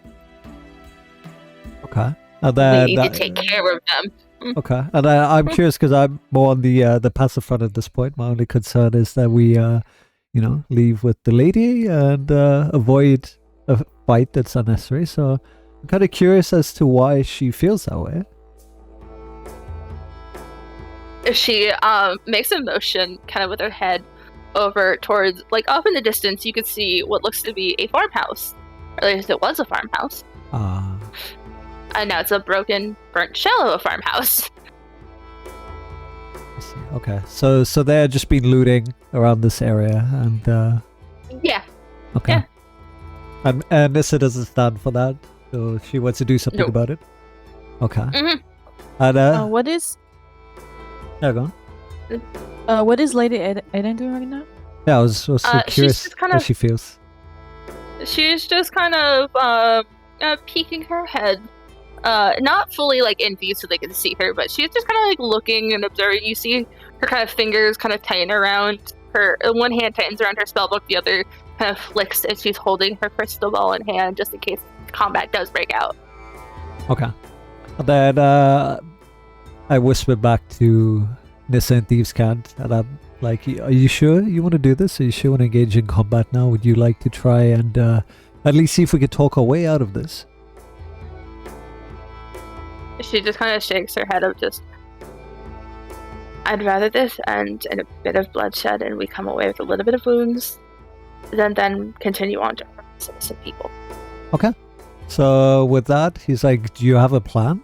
How do you like to handle this? You and I, big guy, and then we could pick off the maybe if we get down the big guy, the little ones will run off in fear. Sounds good. Yeah, I like that plan. All right. And as she says that, then she immediately turns, takes out her dagger, flicks it, and she's gonna toss it at the bandit leader. Starting combat. So we're gonna resolve this roll. Now you guys are gonna have to forgive me because I have a lot of like things to keep note of. Give me 1 minute. So that does hit the bandit captain. Okay. With a 20, and he takes 6 points of piercing damage. And yeah, no. Do we know how much that's if he's wounded? If that's affected him at all? It looks like he kind of takes it to the shoulder, and he grunts.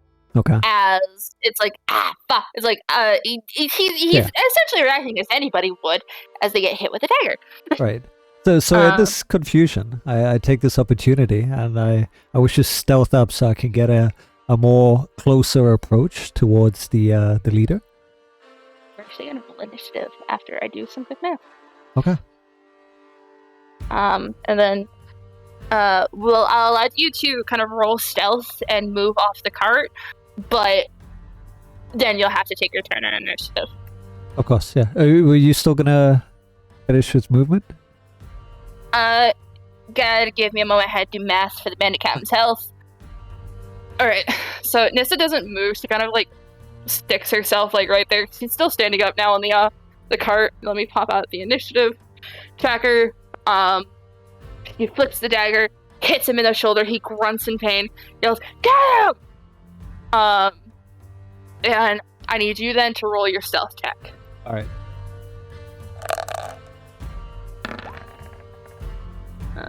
Sorry, I'm fixing music on my end. Ooh, poor roll. Which way are you moving? Moving towards the This way? yeah, southeast. If you click your token, you can move him. So how far? Alright. How far could I move? So 6 spaces. So 6 squares. So I kind of want to be around here. Yeah. Okay. So you don't manage to hide well, but you're still Okay. kind of there. Okay, so I'm not hidden you behind managed to the move. rubble. Do they kind of see me? They do see you. Okay. Um, Unfortunately. Yeah. Something fell. Eden's going to kind of use her movement to step up behind Nissa. Melly, what are you doing with you have a movement to do, and then we're going to roll initiative. Can I ask something? What is 4d6, 1d8 for these powers? Which one are you looking at? Like, for example, a Sacred Flame is 1d8 radiant. Yeah, okay. So what you do is you just click that and then it will roll the amount. So it'd be rolling a d8 for damage. It'd be like if you go to hit with your mace. You roll a 17 to hit and then you roll... It's just the chance that you'll get and you'll roll the die and then base of that what the output will be. Okay, Yeah. and can I hit from where I'm standing right now? What do you want to hit with? The leader? Because do you want to hit with Sacred Flame? Oh, okay, hold on. I accidentally closed it. Because you do have spell measurement. Like, you can hit him with the Sacred Flame and make him do a dexterity save.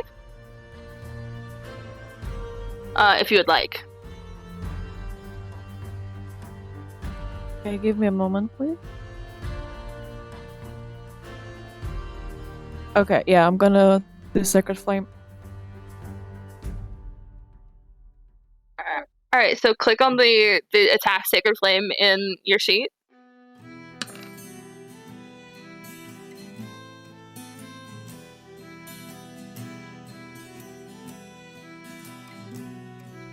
Alright, so he fails now. Usually with cantrips, they are just kind of a pass or save sort of thing. There's no half damage. So since he fails, he takes that 8 radiant damage. Wow. Gotta do more math. I'm bad at math. Alright, so as you kind of flick out your hand, holding up your holy symbol of Sine, what color is your magic? Does your magic kind of... Sorry? My magic? Yeah. Does it take on any particular color? Yellow? Alright, so you kind of flick out your hand, and coming from your holy symbol, this kind of moat of yellow, radiant energy rains down on the bandit captain, and he can barely just move out of the way, and he gets hit with it, and it looks like it hit him pretty hard. Yeah. Okay, nice. Is that all you like to do on your surprise round? Yeah. Alright, so we are going to roll initiative, and essentially what I need you guys to do is to click on your token, and then go into your sheet and click the word initiative. Okay. And then it'll pop up in the turn order. I rolled at the GM. Gotta roll all these. Gotta roll for these bandits. And do forgive me, I have to switch to like 4 different sheets. Oof, bandit leader did not roll well. Bandits.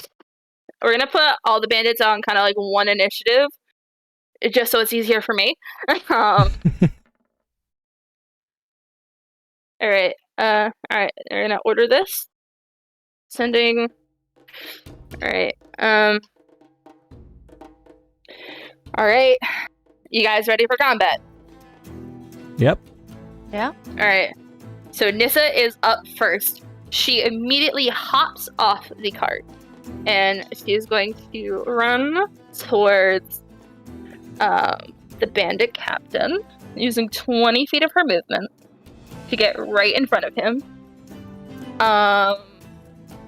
She's going to cast a spell. You see her kind of fumble in her pockets for a second, and you see her like pull out like a bit of like glowing moss and blows it out on the bandits. She's going to cast Fairy Fire. That's something she can do as a drow. She does not have a very high DC, but bandit's path fail. Bandit leader fails. All right, so all attacks on them now have advantage, and they cannot hide. Nicely done. As they are now kind of covered in this kind of glowing violet light. And that's the end of her turn, and she's going to take the disengage action. Actually, no, she's going to take the dodge action. No, she she can take the disengage action. That's her turn. Give me a moment.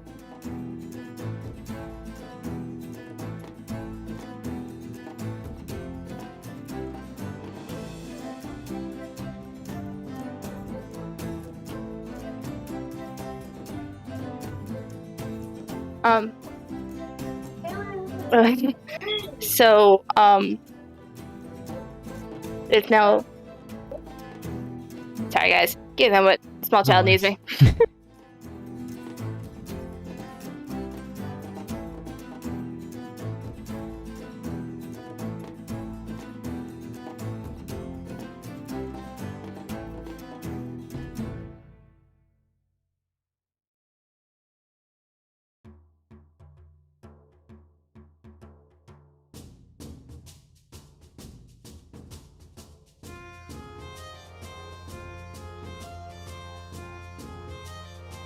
It's exciting combat.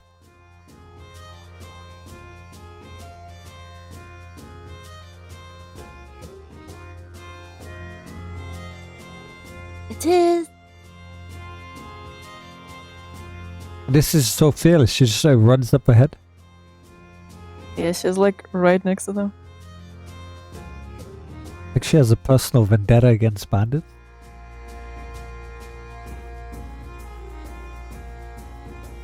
Deadmano doesn't quite care too much. Yeah, go on. Alright, so it is now Eden's turn. Eden is going to... She's gonna look over at you, Melly, and be like, so do you want to breathe fire? Yeah, sounds good. Alright.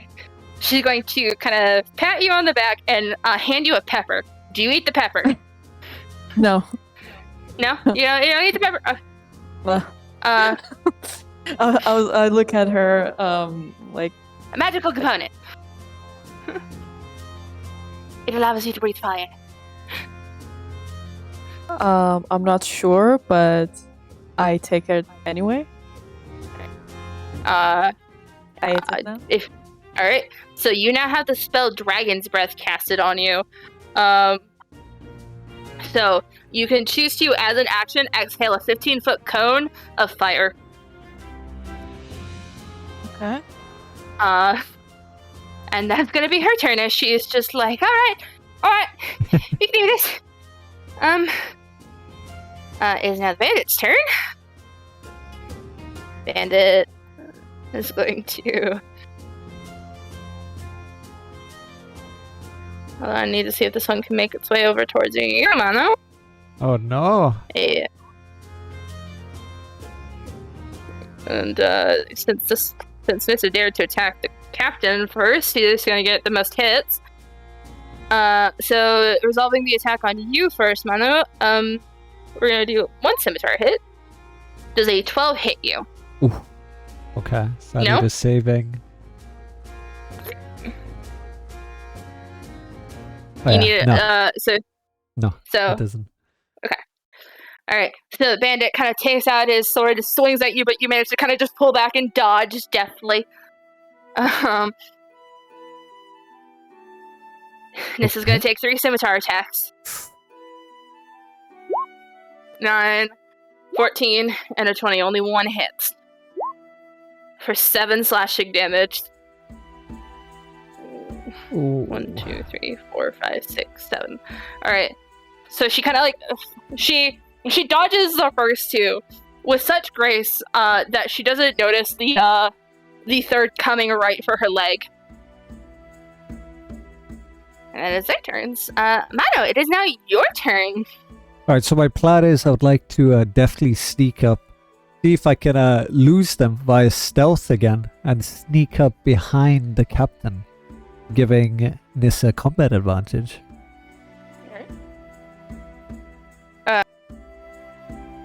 Alright, Yep. let me get stealth. You think I'm going to blunder this one again? He's not too sneaky today, is he? Oh! It's been a long trip. It's been a long trip. He's really tired. So as you go to leave this bandit's attack range, you're gonna make it to like over here. But as you're leaving, he's gonna take an attack of opportunity on you, using his reaction. Okay. I assume 11 does not hit. No, it does not hit. So I just narrowly avoid that one, and at this point, hoping Yeah. the captain is now, sweating profusely. There's two rogues Okay. that are in combat advantage against this captain. I believe it. Right now, you'll get sneak attack. Right. So, Well, so if you click yeah, I the got little kind that. of like check mark. I get my daggers Okay. out. Yeah. All right, give me one moment to just really check. Do Alright. I hit? Yes, you do. You do. Ooh. So roll damage. Okay. Of 18 again? Or... No, just click Oh, click the word dagger. let me I see. need you what- to roll the damage for it. Oh, did I just...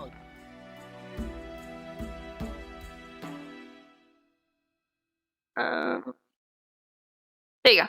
Okay, perfect. That's- All right. Need to do more math. that's all the matter. I'm This so is a glad game you're the all about DM. math. All right. So how do you come up kind of behind this dude as Nissa's kind of keeping his attention on her? So how do you come up to like attack him? So immediately I go for the disable, so I come up to going down low, avoid his overhead attack, bring out one of my daggers and kind of swipe at his leg. All right. So as you do so, you kind of aim. Are you aiming actually for like the ankle? Yeah, I am. I've tried to like kind of disable him, try to get him out of the fight. So as you kind of dodge out the way, you kind of come low with your dagger. You nick him in the back of his leg, and it looks like he kind of buckles forward a little bit, looking somewhat decently hurt by that. Is that the end of your turn? Yeah, that's pretty much it. All right. Melly, it's now your turn. So can I move and use my powers too? In one turn? Yeah. You can Yeah. move up to 30 feet. You have an action to cast a spell or make an attack. Okay. How do I like measure it? So you go underneath you have the sidebar, and then there should be a little ruler. You pull over. Snap to If you would okay, like, I can see it, hold. Yeah, I see it. Okay.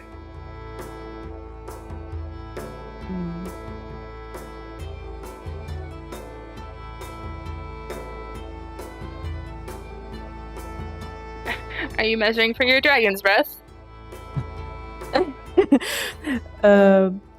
Yeah, that, and also this is 15. Okay, Reminder, it is a 15-foot guys cone. True. And you guys took damage too, right? Yeah. I would like to think so if you're being bad. I want to see like how bad it is. I hold on. Let me look at the damage this does. Gotta sacrifice us, Nissa. It does 3d6 fire. Okay. And are these my powers like single? Like for example, healing word and cure wounds. Both of them heal one person, or can it be like in a cone or something? So healing word can heal from a distance. Cure wounds, you have to touch the person. Okay. So you could easily, like, if you wanted to, you could come up behind Nissa. You could just touch her back and you give her cure wounds, but that would be your action. But if you wanted to do the cone of fire, you could. I mean, you could easily just get this bandit, get one off of Nissa's side, or you could just aim it down at this one. I mean, I don't want you guys to die. Like, I was more thinking about healing you. Alright, do whatever you want.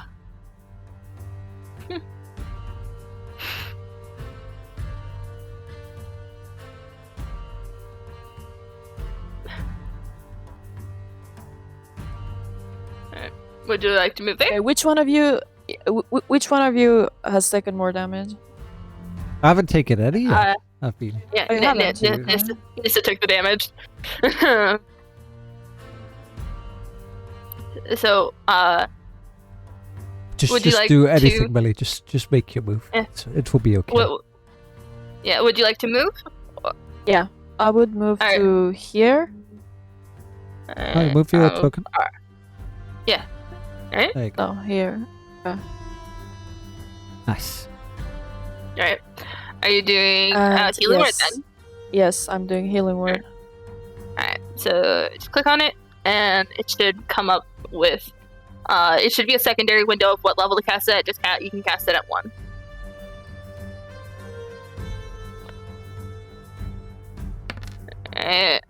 Nissa gains back 8 health. All right.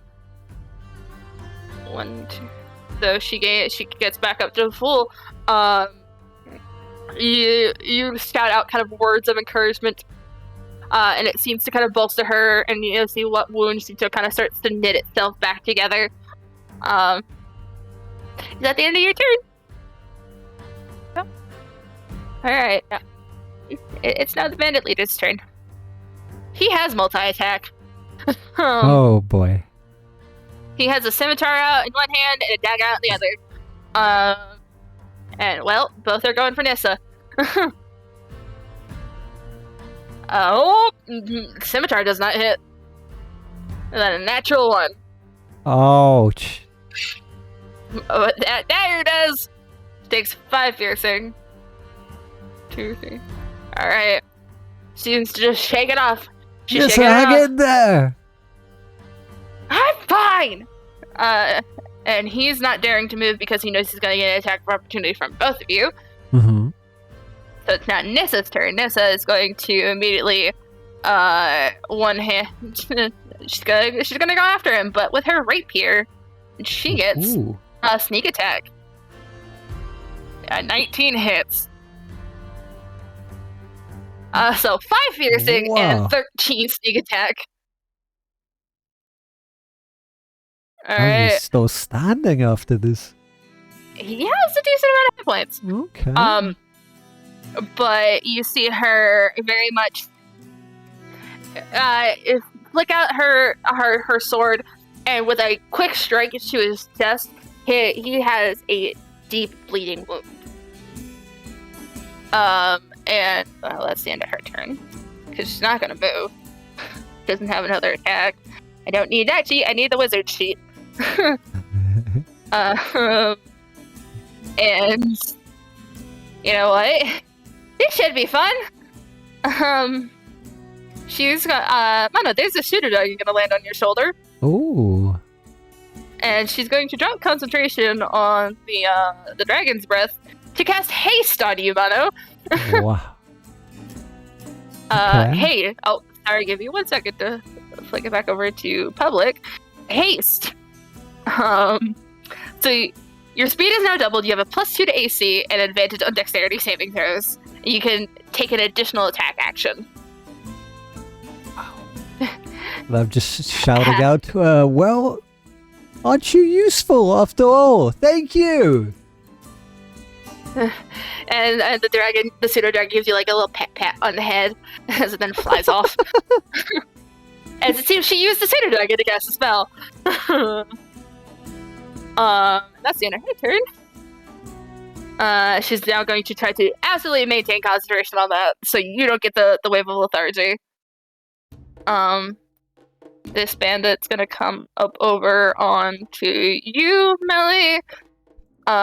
Seeing the wizard cast magic, he is going to this bandit's going over to the wizard, though he's getting an attack of opportunity from Nissa with her rapier.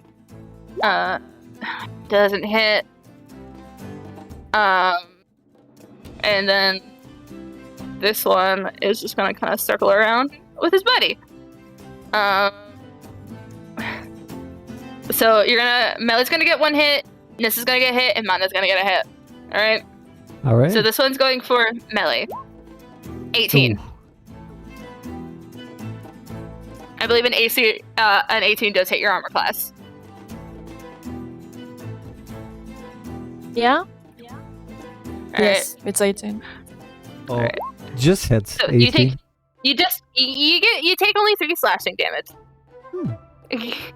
Given your kind of nice enchanted armor, you manage to kind of like shrug it off more than most would. So this next attack is coming for you, Mano. Okay. That Okay. just. Oof. Alright, and this attack's coming for Nissa. Alright, 14, and then one attack for the wizard. 6, alright. Bandits are not doing so well. We're looking good. Hey, let's go. Alright, let's go. Alright, Alright, Mano, so, it is now your turn. Being boosted by this wizard, I'm really feeling energized and invigorated. I want to kind of put an end to this, conflict, and I'm looking to assassinate this bandit. Alright. So you get 2 attacks, and you'll have sneak attack. Low on health. He's kind of barely standing. If you get probably 2 good hits on him, you could probably get him down. All right, so let's do that. So I bring out my daggers, and I roll them. 20 and a 7, so only the 20 will hit, but you will have sneak attack. All right, and then.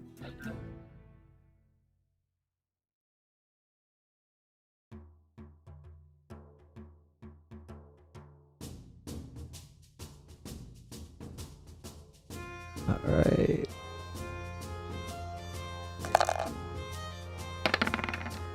Oh. You gotta do it in the chat. Oh, my bad. Wrong one. It's okay. I gotta click the chat. I didn't do it last time. You gotta click in the chat and like highlight the word dagger with your mouse. Okay, I see it. On the 20, right? Yes, on the 20. Alright, that's better. Alright. 10 sneak and 6 piercing, alright. How's it looking? Give me one moment. I can tell you in a second. Oh, he's barely standing. Oh He's no! barely standing. But he's still kicking. But you took your 2 attacks. Okay. Wow. Okay. Well, then I end my. Yeah. I stand my ground. Alright, and your turn. Yep. Melly, it's now your turn. Okay, if I use that dragon thingy, that She dropped fire concentration, so you don't have it anymore. oh, it was one time. No, so she had to concentrate on it, keeping it up, Okay. but she can't concentrate on 2 spells at once. So she ended concentration on your spell to cast haste on Mano Oh, to make him okay. faster and hit harder. But Right. you do have a weapon you could just hit him with. Yeah, I know. Okay, I'm gonna use Sacred Flame again. All right, let's have Bandit roll a dexterity save. Wow, that's really low Wow. damage. Hey, he takes that one like a champ. Right, okay. Do you want to move? No. Alright, Actually, it says, no, I'm not standing here. Alright, okay. It says now the bandit leader's turn. Bandit leader is going to send 1 attack towards you, Mano, 1 attack towards Nessa. Alright, let's do it. Dagger's going to come for you. 21. Ooh, that hits me. Alright. 7 piercing. Alright, and then Scimitar's going for Nissa. He's bloody, he's swaying. He's not looking great, and Nissa just kind of like does like a little bit of a back bend to like get out of the way of the scimitar. And he's not moving. It is now Nissa's turn. It's time to end this now. Alright, she's going to attack with advantage. 16 just Ooh. hits. And so how would you like to, with her Mano, kill this bandit cam? Absolutely. So how would you like to do it? So I'm gonna grab him Make sure she's got a nice, easy shot so you can't block it, and have her do the finishing move. All right. So you grab his arms, kind of pin him behind his back. Exactly. He's already weak from combat. You see her kind of take a little bit of a jump, and with such kind of finesse that she kind of just takes this nice elven rapier and drives it deep into his chest, right where his heart is. And he kind of just falls over, kind of going a bit limp in your arms. So you let him go. Nice. Do you let him go, or he's gonna fall back on you if you don't let him go? I'll let him go. I'm just thinking of like this action right now, and I'm just looking towards the others and be like, "Is this what you wanted? You could have avoided all this bloodshed. You still continue and fight." Check with advantage. Roll me an intimidation check with advantage. Absolutely. With an advantage.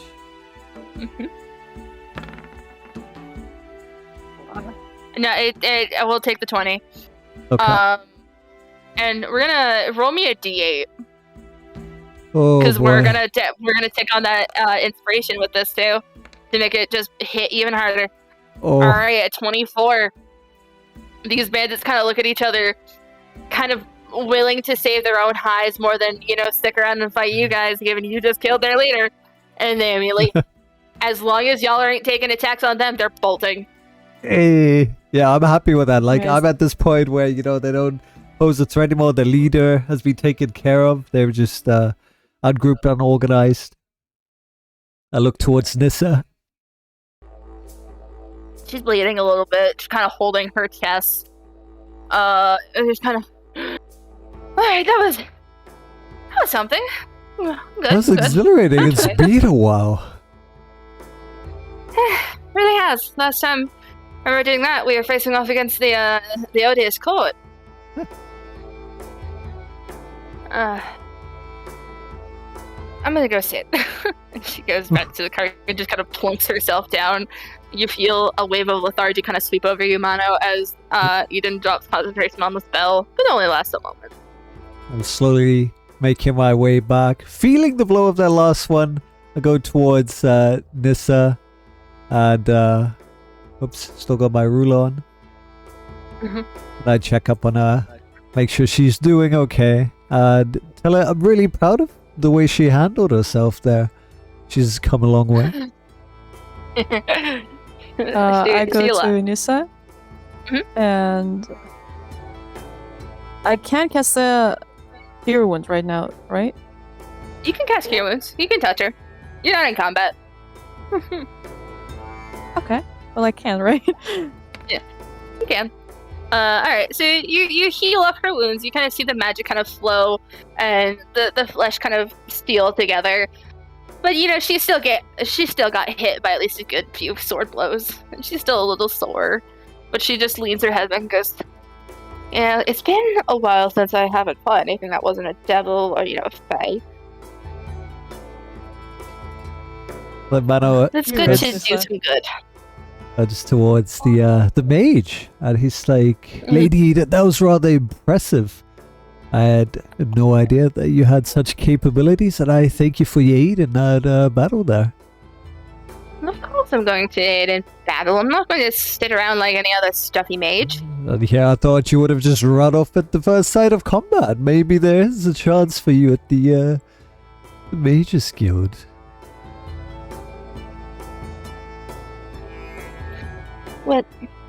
Well, I hope to do a great service to everyone with my magic.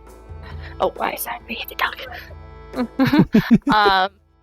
But should we continue on? Adventure? Are we going back Actually, to not yet. Neverwinter? Or It does not wrap it yet. okay. I'm glad I didn't have to reveal my secret just yet. Combat went favorably.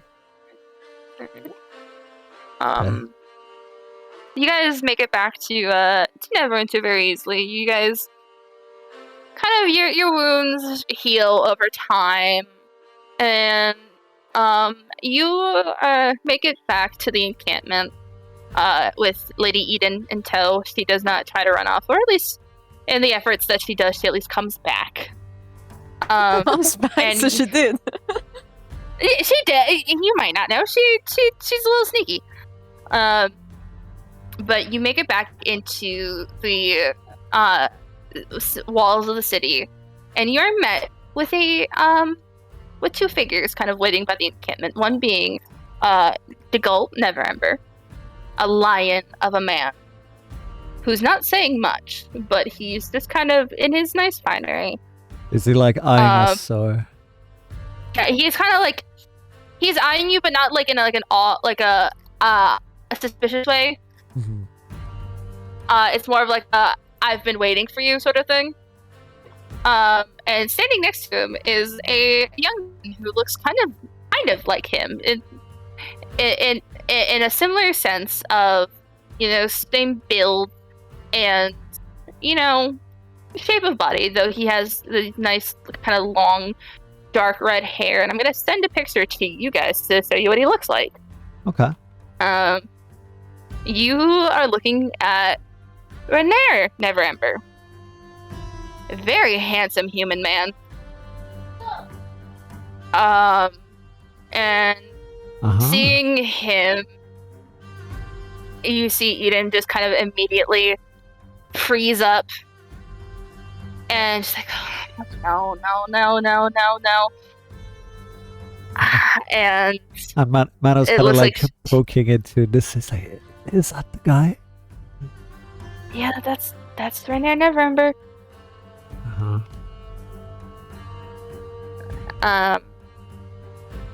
I think now is the time to break it to her, at least a little bit. But before you can, sorry. No, I was being like, well, you're gonna be doing all the talking. I had to want to get involved with that. You see that fiery redhead? Whoo! After what she's done. You see Nissa kind of go to approach, but Renair actually steps forward and meets Eden halfway, as she's like begrudgingly kind of like, oh, I gotta do this. And you see him offer up a small parcel to her. I thought this would be a nice gift for you, Lady Idlin. Eden's just fine. And you see her take the parcel and unwrap it, and it's a book. And her eyes light up, as if it's, you know, when it's a holiday morning. Oh, I've been looking for this one forever. How'd you know? Kind of just gives a bit of a smile and shrugs. Should we leave them alone? Let them get settled back in at home. Yes, kind of like looking at the lot of you. Just, I'm looking to sneak away. I'm feeling kind of awkward at this moment, especially with Dagold over there still eyeing us. So yeah. He doesn't say much, but allows you guys to kind of like slink away.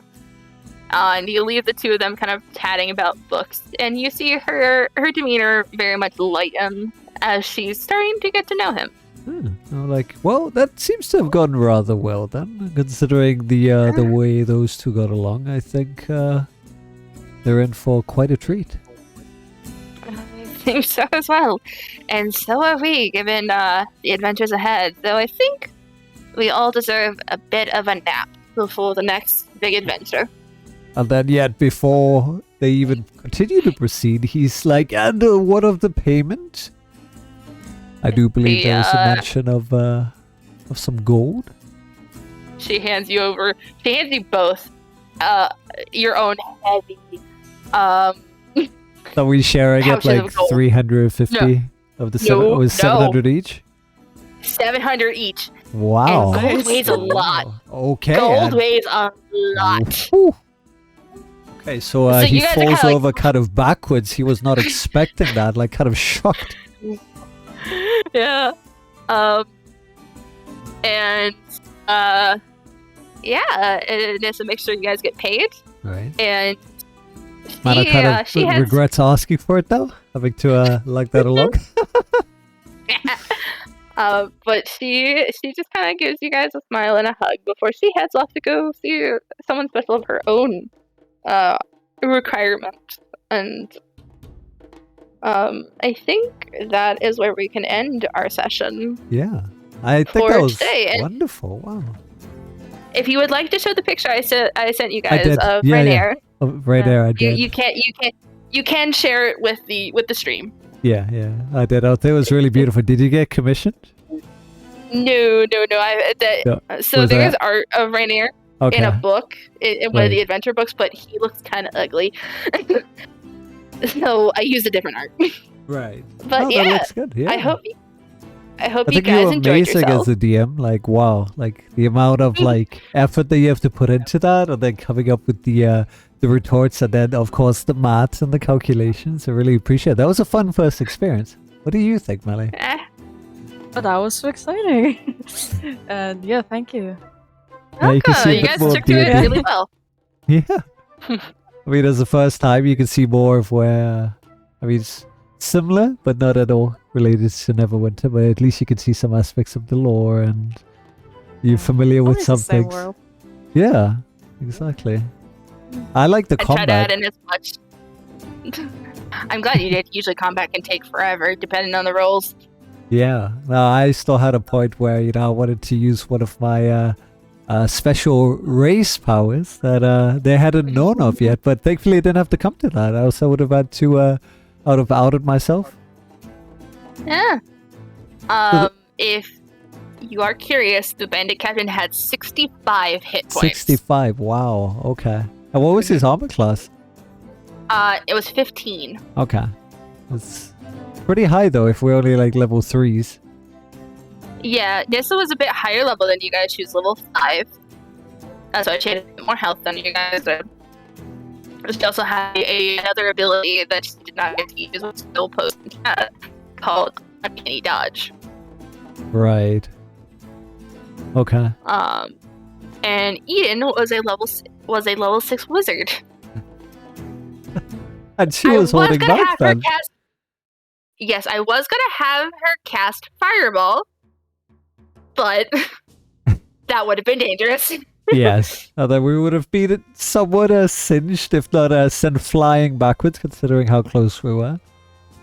Yeah. Yeah. Is there a chance she can miss as well and, hit one of us?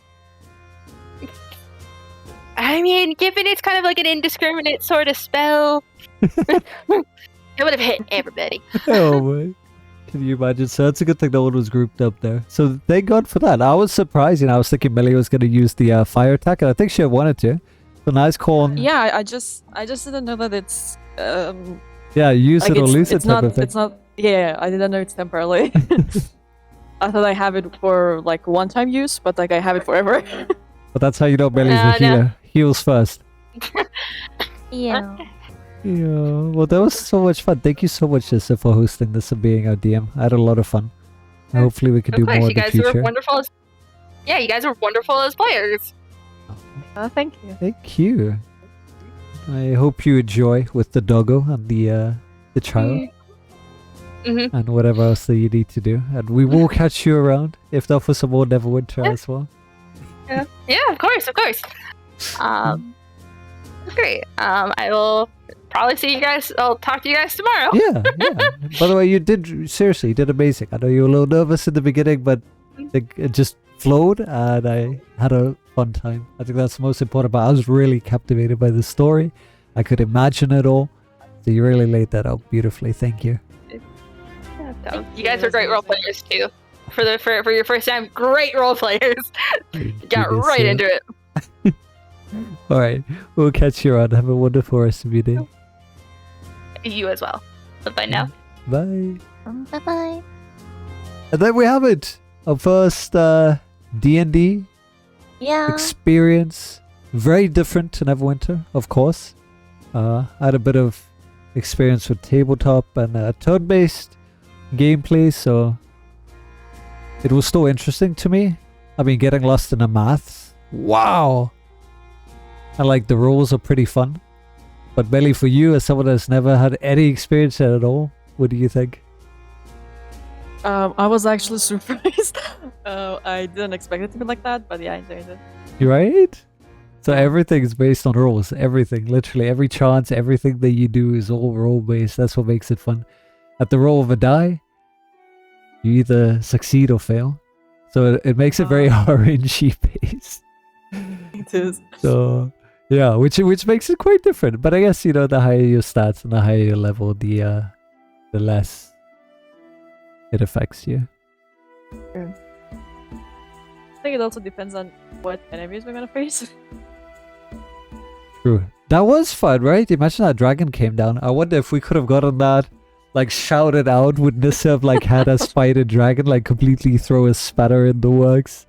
That would have been interesting, but I mean, I've been told dragons can be pretty intense, eh? We're a bit low level to be fighting a dragon at level 3.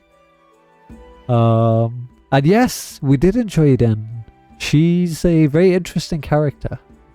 I do like her. She seems, she seems quite sure-footed, and at the same time aloof, so it makes her interesting. What's the word I'm looking for? Rather, you're never quite sure with her.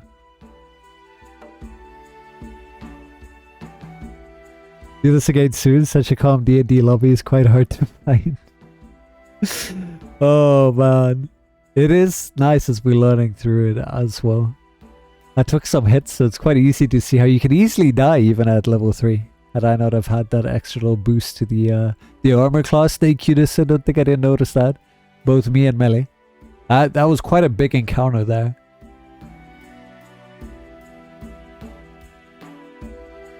It keeps you on your toes, yeah. It definitely does. And as you learn more about your character and you kind of, everything just blends in.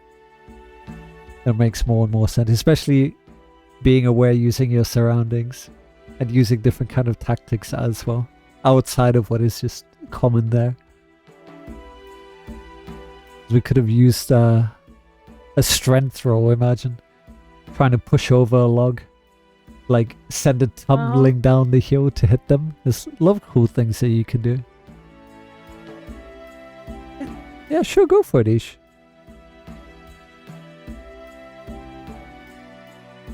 Now look at Neverwinter here. Is that pretty? Yeah. Wow! Oh, I don't have those tall buildings yet. So under repair. Always under repair. Still, yeah. Never ends. For 9 years. Right? Wow. I enjoyed that. And if you want to do it again sometime, we can. Because we have our characters here now. I'm still wounded. I don't think he'll just automatically heal himself.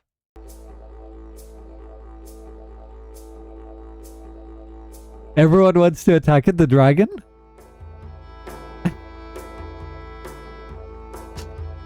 That belly is just shouting out. Yeah.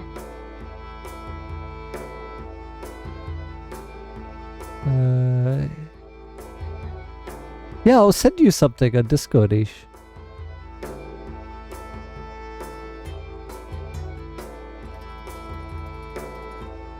Maybe you'll find something there that you might like. Oh, you meant Neverwinter. Oh, okay, okay. I thought you meant the dragon. I mean, I would like to think that everyone is trying to attack the dragon too, but yes. I mean, being the center of it all, that makes sense. And I mean, who wouldn't with Neverember there? I would attack it too. I'm Neverember. What does he even do for the people? We didn't even get to see him. Never remember, you mean Yeah. here? In the story? No. In our story, at least. He hid behind a group of civilians. He's a sneaky boy. Of course, Ish. I guess a prophecy is fun time to run things. Yeah.